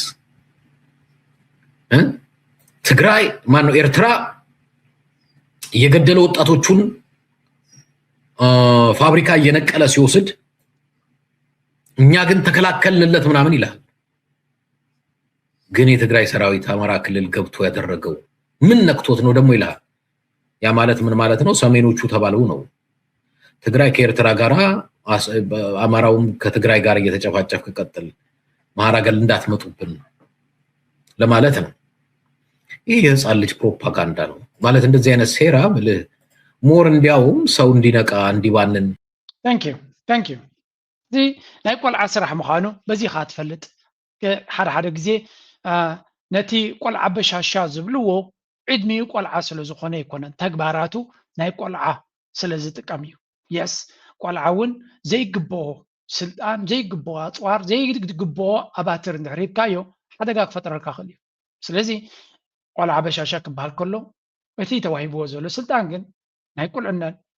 እቲ ንሱ ሒዝዎ ዘሎ ነገራት ዓብ ሓደጋ ክፈጥር ዝኽእል እዩ ግን ስቲል ቆልዓ ንዑ ስለ ዝሓዘ ናይ ቆልዑ ስራሕ ሰረርቲ ኮይኑ ቆልዓ ኢኻ ትብሎ እንታይ ዝብል ዘሎ የኣይ ካብ ኣብሲ ኣብ ፓርላማ መፅአ ኣብ ትግራይ ዝነበረ ስቃይ ኩሉ ሰራዊት ናይ ኤርትራ ይፈፂሞ ሰራዊት ናተይ ድማ እሱ ከየጋጥም ነቲ ዓወታት ባዕሊ ዝጎናፀፎ እቲ ናይ ሻዕብያ ሰራዊት ድማ ድሕሬና መፅኡ ይዘምት ይሰርቕ ነይሩ ስለዚ ኣብ መወዳእታ ምስ ሰልቸወና ዓቕልና ምስ ፀበበና ኣብ መቐለ ምስ ተዓወትና ንሳቶም ከምዚ ኣትው ገይርና ስለዚ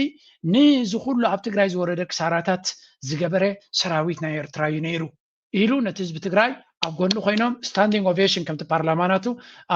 ዕሽነት እናሰምዐ ዘጣቅዓሉ ከምኡ ከጣቅዕሉ እዩ ተፀቢዩ ነይሩ ወል ከም ትሰምዖም ዘለኹም እቲ ገይም ፈሊጥና የለና እዩ ከምኡ ድማ እቲ ህወሓት ብምሕረትና ዝደሓነ ናብ ኣምሓራ ከይዱ ባንኪ ሰሪቑ ቤት ትምህርቲ ዕንዩ ገለ ዝገበሮ ዘሕብር ነገር እዩ ነይሩ ስለዚ ኣምሓሩ ፀላኢኹም ብልፅግናን ኣብን ዘይኮነ ህወሓት እዩ ከየትኩም ቁተልዎ ኣጥፍዎ ኣብ ጎነይ ኮይንካ ንዑ ከጥፍእ ከይድ ኣለኹ ኣብ ጎነይ ኩኑ ስለዚ ነቲ ተጋሩ ምስ ኤርትራ ክዋግእሉ ንሓትሕትኩም ንተጋሩ ድማ ክንባሓድሽ ቀንዲ ድማ ህወሓት ክሃርሙ ድማ ኣምሓራ ናብቲ ክኸድሉ ህዝቢ ሰሜን ክባልዓሉ ንሱ ድማ ኣብታ ኩርሲ ኮይዱ ነታ ኦሮሞማ ንዖም እውን ይበልዖም እዩ ዘሎ ነቶም ዘዘዝግብዎ ግን ኣብ ዕድመ ስልጣኑ ንኸናውሕ የኣይ እዚኣ ማስተር ፕላን ናብቱ እያ ነይራ እዚ ሕጂ ደብዳቤ ሰዲድዎ ዘለውን ኣካል ናይቲ ከታልሎ ዝፍትኖ ዘሎ እዩ ሰብ ግን ኩሉ ነቑ ይህል እዩ እቶም ብልፅግናሲ እቲ ገይም ናቶም ኣመና ተፈሊጡ ጥራይ ዘይኮነስ እንታይ ክብሉ ጀሚሮም ኣለዉ ስክረዩ እቶም ፕሮፓጋንዲስት ናቶም ህወሓት ዝበሃል ክድምሰስ ኣለዎ ኢሎም እዮም ዝዛረቡ ዘለዉ የሻዕብያ ተልእኮ ናይ ሻዕብያ ተልእኮ ተቐቢሉ ንኩናት ዘዳልዉ ዘለዉ 8 ሰንትራል ኮማንድ ናይ ኣባላቱ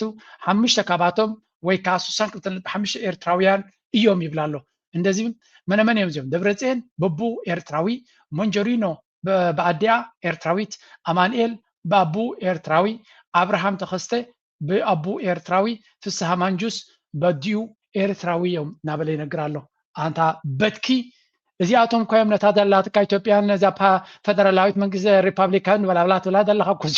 እዚኦም ኮይም ኣቆይሞም ኣረኪቦምካ ኤርትራውያን እንተዝኾኑ እንታ ክገብሩ ኢትዮጵያ ትብል ሃገር ባንዴራ ተኺሎም ይቦምካ ኣለዉ ኣብ 91 እኮ እታ ሃገር ፈሪሳ ነይራ እያ ሓማኽሽ ኮይና ነይራ እያ ኣብኡ ዝተፈፀመ ጌጋ ኮይ ክሳብ ሕጂ ዘጠዓሰኒ ዛናኒ ምክንያቱ እዛ ሃገር እዚኣ ሓንሳብ እናሓዋሩን እዛ ኢምፓየር እዚኣ እዛ ነክስነት እዚኣ ኣብታ ዝግበአን ሃገራት ክትምቀል ነይርዋ ሽዑ ስዑ ዝተገበረ ጌጋ እዩ ክሳብ ሕጂ ዋጋ ዘኽፍለና ዘሎ ለንቀነ መን እዩ መስለኩም ለሚ ሪመምበር ሂም ኣወል ስዒድ እዩ ኣወል ስዒድ እንታይ ክብል ተሰሚዑ መሲልኩም መን ከም ዝበላ ታዛ እንታይ ዝክራን ግን ሓደ ሰብሲ ንደርጊ ከነብድቆ ከለና ወይ ከነፍርሶ ከለና ትብል ዘረባሲ ተጋጊኹም ኢኹም ወላ ሓንቲ ኣይገበርኩሞምን ንግዚኦም ተዳኺሞም ፀኒዖም ከም ዝግብሉ ጌርኩሞም እዮም ከም ዝምለሱ ኮይኖም እምበር ንደርጊሲ ኣየውደቕኩሞም ንእሽተይ ኢኹም ጎኒፅኩም ገዲፍኩሞ ምክንያቱ ኣብዪ ኣሕመድ ደፋር ንመንግስቱ ሃይለማርያም እውን ኢትዮጵያ ክእትዎ እዩ ዝሓስብ ዘሎ ዝኩሉ ገበናት ኣብ ልዕሊ ህዝቢ ዝፈፀመ ክመልሶ ምዃኑ እዩ ከምኡ ዝብል ፕሮፓጋንዳ ሰሚዐ ኣለኹ ብሓፈሻ ኣብ ግዜ ደርጊ ዝነበረ ዝኸፈልናዮ ዋጋ ከምቲ ዝድለ ኣይተኻሓስናሉን ከምቲ ዝድለ ገበናት ናይ ኩናት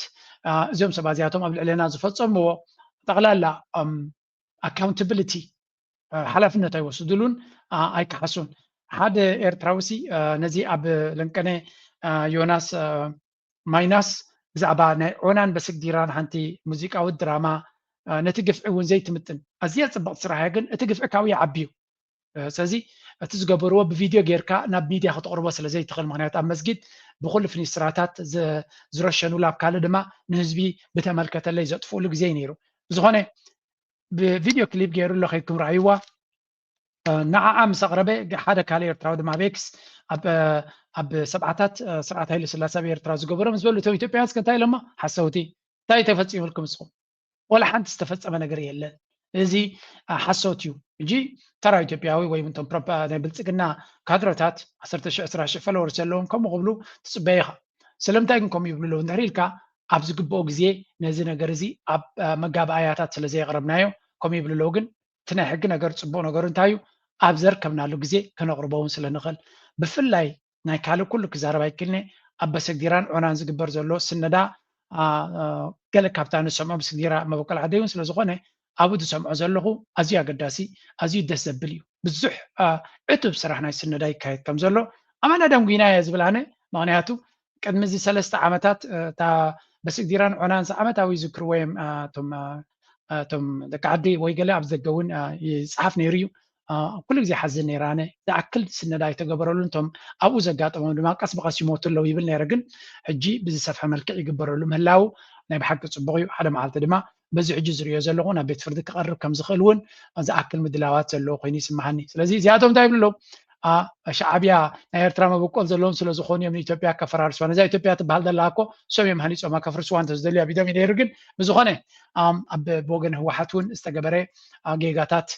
ኣብ ልዕሊ ኤርትራ ብፍላይ ዝገበርዎ ኣዝዩ ዝሕዝን ኩነታት ክርሳዕ ዝኽእል እውን ኣይኮነን ኣብዚ እስከስምዕዎ ግዝያዊ ዝኾነ ምጥርናፋት ክፍጠር ድሕሪ ድማ ንሱ ዝደልዮ ኢትዮጵያዊ ኣተሓሳስባ ዘለዎ ውድብ እዩ ኢሎም እዮም ዝገልፅዎ መብዛሕትኦም ስለዚ ኣተሓሳስቡ ክቅይር ስለዘይኽእል ታክቲክ እዩ ኢሎም እውን ዘልዕልዎ ኣለዉ እሞ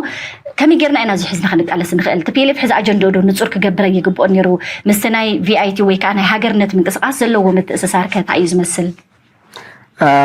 እንተ ናይ ሃገርነት ጉዳይ ንበይኑ ክሪኦ ናይ ቲፒኤልኤፍ ኣብዚ እዋን እዚ ከሻገረ ይኽእልን መራርሓ ኣብይዎ እዩ ስለዚ ካሊእ መማረፂ ንርአ ዝብል ኣነ ኣይሰማምዐሉ ቲፒኤልኤፍ ስትራቴጂክ መርሕነት ውድቀት ኣለኒ ኣብ መጀመርያ እዋን እውን ክሳዕ ዝሓለፈ ጉባኤኡ መጀመርያ ከም ፓርቲ ኣብ ውሽጠይ ኣፈላላይ ስለተፈጠረ ብዙሕ ነቐፌታ በፂሕዎ እዩ ኣነ ብዝተረድአኒ ግን ሕዝን ሎምን ግን ህወሓት ካብ ኮሃ ወፃኢ ክወፅእ ይኽእልን ለግዠሪ ይብሉን ከም ካልኦት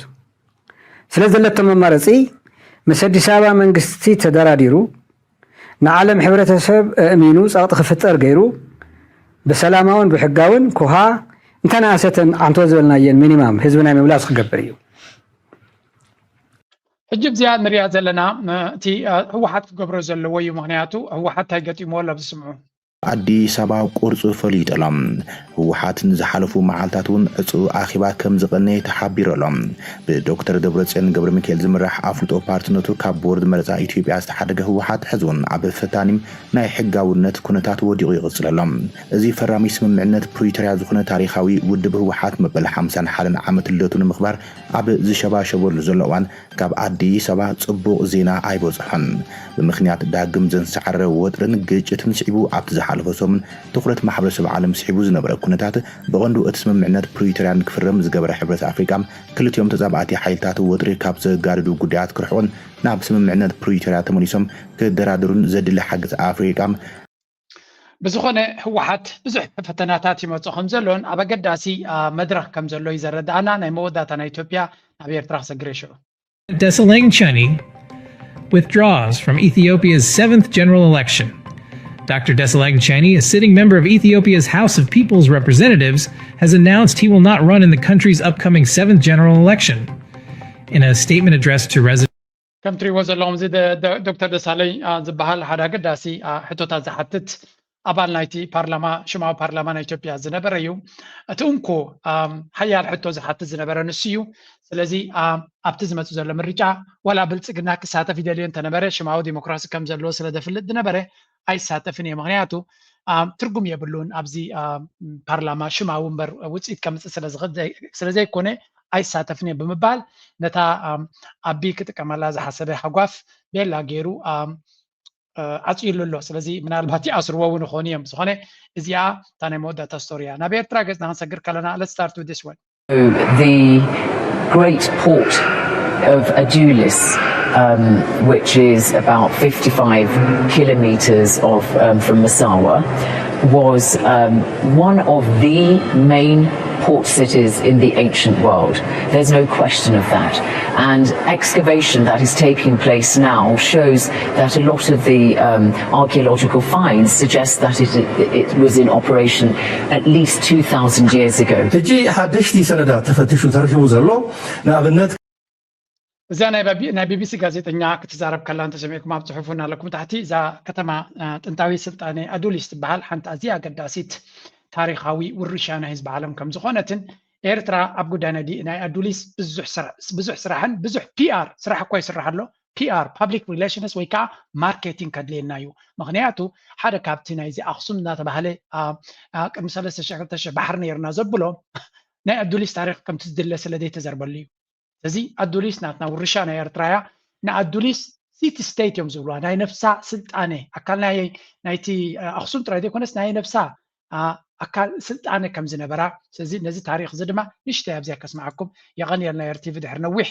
ነዚ ታሪክ ከም ድሌቶም ብልፅግና ክፃወትሉ ድሕሪ ምሕጋዮምን ምኽራሞምን እዛ ዶኩመንታሪ እዚኣ ብቡቁዓት ኤርትራውያን ምሁራት ስለ ዝመፀት ደስ ይብለና እንታይ እሞ ክኸውን ሓቂ ንምዝራብ ነዚ ቪድዮታት እዚ ኣብ ኩሉ ሶሻል ሚድያ ክዝርጋሕ እዩ ነይርዎ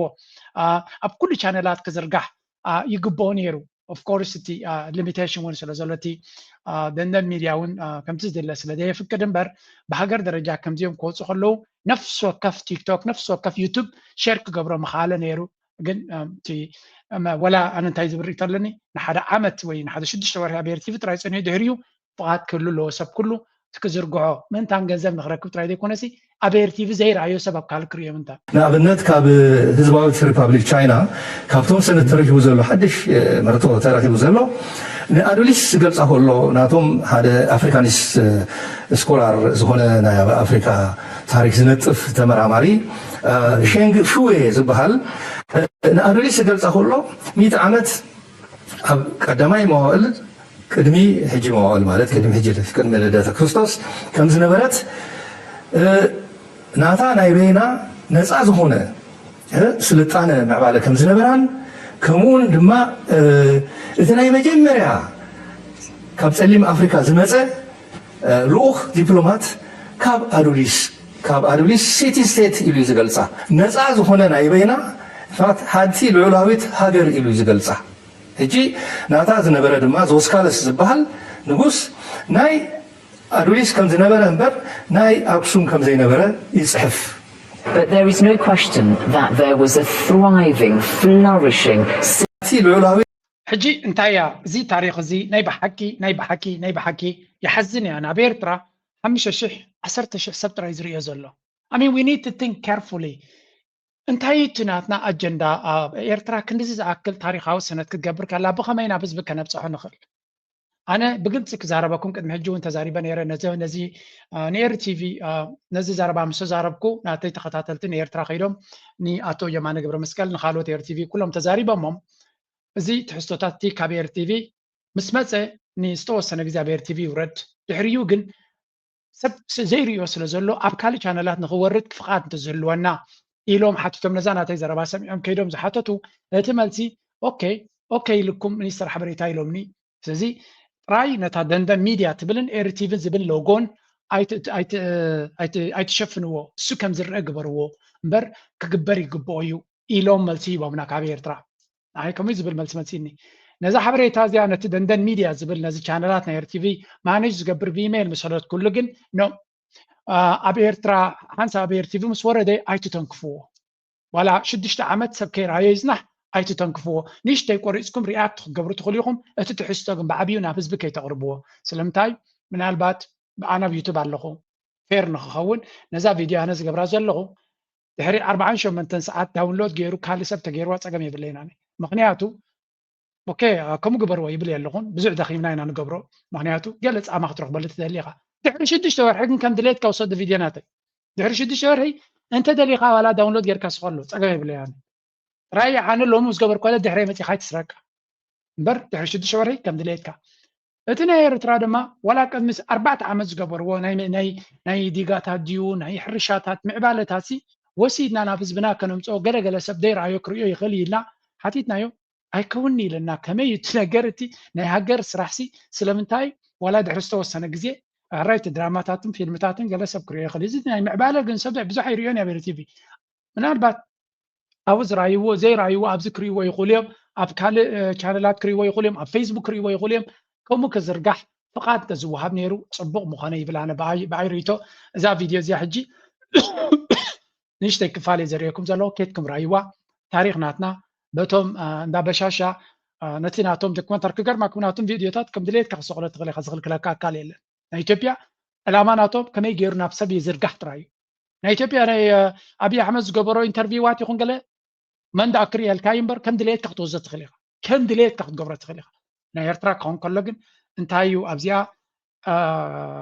فلاليهم تردوا لي أنا زبل زلقوا إير تي في جنزب كركب عيدلني ويون ناب حجر زعطا تاو كل يبلوني بلا اللغون يوتيوب جنا نفلته حنت فيديو بس قبر كايا دحري حدا سومن أتاويه بالله حكنا هنا جركم أنا maybe ناس سنتين أتاويتات كل واي خلقوني أتاويتات كل زغلا بيوتيوب كابت فيديو درامان فيلم تقوين كالي درفن تقوين كالي أبزين إحنا نجبرو ناي زينا دي ناي كالي جن maybe حدا سومن ننشتي كتمس أتغلق دحريو جن بقالت أمرات كل سبكري أنت دي جمير فايرال فدي كوينا أتاويه بلو سلازم تتحستو أتاونا تتمجمر يا جزيم سورة دنديو دحريو سب وسيدو كتكملو انت زفكر نيرو نتينا يرترا معبالو نابكالك أنا بس مخالنا نزي نحجر حبريتا زأكل ريستريكت مقبارجن نتي كنجبرن دلزلنا جوزجواساتون أي حجزني هنا أجي زبزة حكم بسبوق تردوهم قلا جن يا كترب حلو ده اللي يغيرون يقولوا ولا سخا خمسة يتكبر نابكالك كم زبزة زي يتكبر يزوزلو أنا ترى يكون ناس بخمسة سري هنا ونمسأل لنا هنا انتهينا مالته if we want to dominate the news cycle ويونتي ميديا أنا يرتران لعل خنا بس أنتو خينا كنت حبابر لنا أنا بذا نفسي أنا صراحة فيديو كم دليت كوصل داير ولا كارلو يتأكمين دهريلك وسيت كازر قحيو قالوا دماغكم ممكن كون تنخل حجاز مخانة نخبل إليه قرب كيلاتنا الله جزينا زي خص معكم نادر لخو خلوه لو هاي فرودي كاب صدرا خان زعبيت كما مؤجزة خان تفالي خادو تعم مسيلك أبي مويلو كم تدايز بلتو اتعلمي هم زقبر زلو يا خلي ناس كزي مثل يزارو شي حوين أسمرت حفتين تزيوتوس إزز حلفنا يو خرفحنا برا مخالنا يو حالفنا يس أم مستروتكو أبتحنا لا تحقاقزنا سلازخدنا حجي جني جزانا تقاقينا نمنبرينا زخونا استخاخيلنا كل زدلينا سلازودأنا أبتحت سب تجزي أم زنبرو لقوانا بقيعو كوري عم الصدر أم زنبرو لقزي أخيلي إذا فيديو معامة تجبرت يا مثلا إن عد خاتم لست بالإنديا ألف هبي لغري يكون جزية سلزي بالليل نبحكي صبغت دراما أبي ارتفي كيتكم سمعوها أنت يسترفك لك أخ نبعد هاجر تملس السلام عليكم يا أهل البيت شكرا يا قلبي هيك يا حبيبي أهلا وسهلا مرأة مسكحلنس كبلا يا أخ فرق نقعب سلام مزاخي اسمرت حفتي وين حبايبي أنا سي كم زخبلكم تصنحكم إذا ناي جزانا أتهانا نتسا كم زي ناي أعراب ستايل جيرنا أنت نهانصو دسم بلني بيلا كم زمعولا تهانا نتسا جيركا دبي والسعودية بأكالات جيا كفت بلا شو زخونة سب دبي كون السعودية أبزيان نهلوت ناو زخيل بغنيات يبولو نو أبو أوروبا زلو سدتنيا سلازبزح كلكم اللي سنتو خينو ات ديزاين نايت هنص ناي أوروبا ستاندر جيركا غتهانصو اتمعبول بحلومنا تحاسبومون أبز حبرتسب كم زسرز تبورو زي أخا بيلا كابتن ياس مرز بللت يا أوروبا بخل انتنا أبز خوف بالكايا اتو تسجل زلو ممتط راح يكون انت بلجا تبزلون أوروبا أبز اندحلوتو ناوز خلو مخنيات يلن تزربازي كندك ساعة كندي عمقات زلو مخانو رينا لنامش تزربازي ترى دراما يكون من سي كابير ترى خي وصت راي يكون تدغزلو نابتوش تعد خوينو سلازي بحكي تبوز غوني ولا بوليتيكايزي ابي بوليتيكا زربايزي زخا ايرترا بزغوي كدغوي يلو زلوا ان من يلو عرش انتليو زي درامازي ناي بحكي عمقات بوليتيكا زلو زرباونينا خنبلو نخل صبو بوليتيكا مالته وا أتم حوات ديزاين جزء باهيلكم أتحساسبهم مسيتكم ديهم ناو هيدكم نو أقول له أمن عندكم حقب قبيلكم كوم إيكون نزوم دقي كاب إيرون ريالن تفلاليوم نابنا غفقهم كملوسينا خنمعدهم صنحنا أمو نابنا غفقهم دو ترجعهم أنا كوني حيا كي ملس تقليلا دي متي شاي حويقن قرب حركات غيرو حركات كو يكونن اتعيد مدي ناب عاد خمم ناسكو قد لينا ندوا غزانا مسراوا تملس التا يزولد مو الل دا يغبرلنا امين امين ابوي دغيمه እዚ ጸላምና ወጋሕታ ገጽዩ እዋን ዶር ሆኖ ቆይና ዘለና ባሕሪ ካብ ረባሽ ማዕበል ሃዲዩ ጸጥ ኢሉሎ እሾኽ ነቂስና ኹርካሕ ጸሪግና መንገድና ጣጥሕና ኢና እዚ ጥጡሕ መንገዲ ሕረስ ሓረስታይ ንገድ ነጋዳይ ሸቅል ሸቃላይ ንብለሉ ናይ ልምዓትን ምዕባልን መገዲ እሞ ኩልኹም በብሞያኹም ተጎይኹም ሕሰብና ንቐርፈሉ እዋን ነዊሕ ኣይኮነን እዚ ግዜ እዚ ናብ ሙሉእ ብርሃን ዘሰጋግር ነጥበ መቐይሮ እዞም ደቀይ ኣተዓልል በሉ ኣሜን ኣሜን ኣሜን ናይ ብሓቂ ጽብቕቲ ዘረባ ገይሩ ስለ ዝወዳ ብኣክ ውደየ ናይ ሎም ኣርእሲ ኣብዚ ክንውዲና ላይክ ግበሩ ሸር ግበሩ ርእቶኹም ግደፉ ምዝያ ክገትፈኩም ጽብቕቲ ደርፊ وينوا معلالة شعبي حريف دي والطيب شطارة حنتون حنتي شعبي معي كلنا يا أصبر أيهم عاد زلنا عودنا حفاشي لحدنا مزين سرتنا يسورانا ما يكسر أبو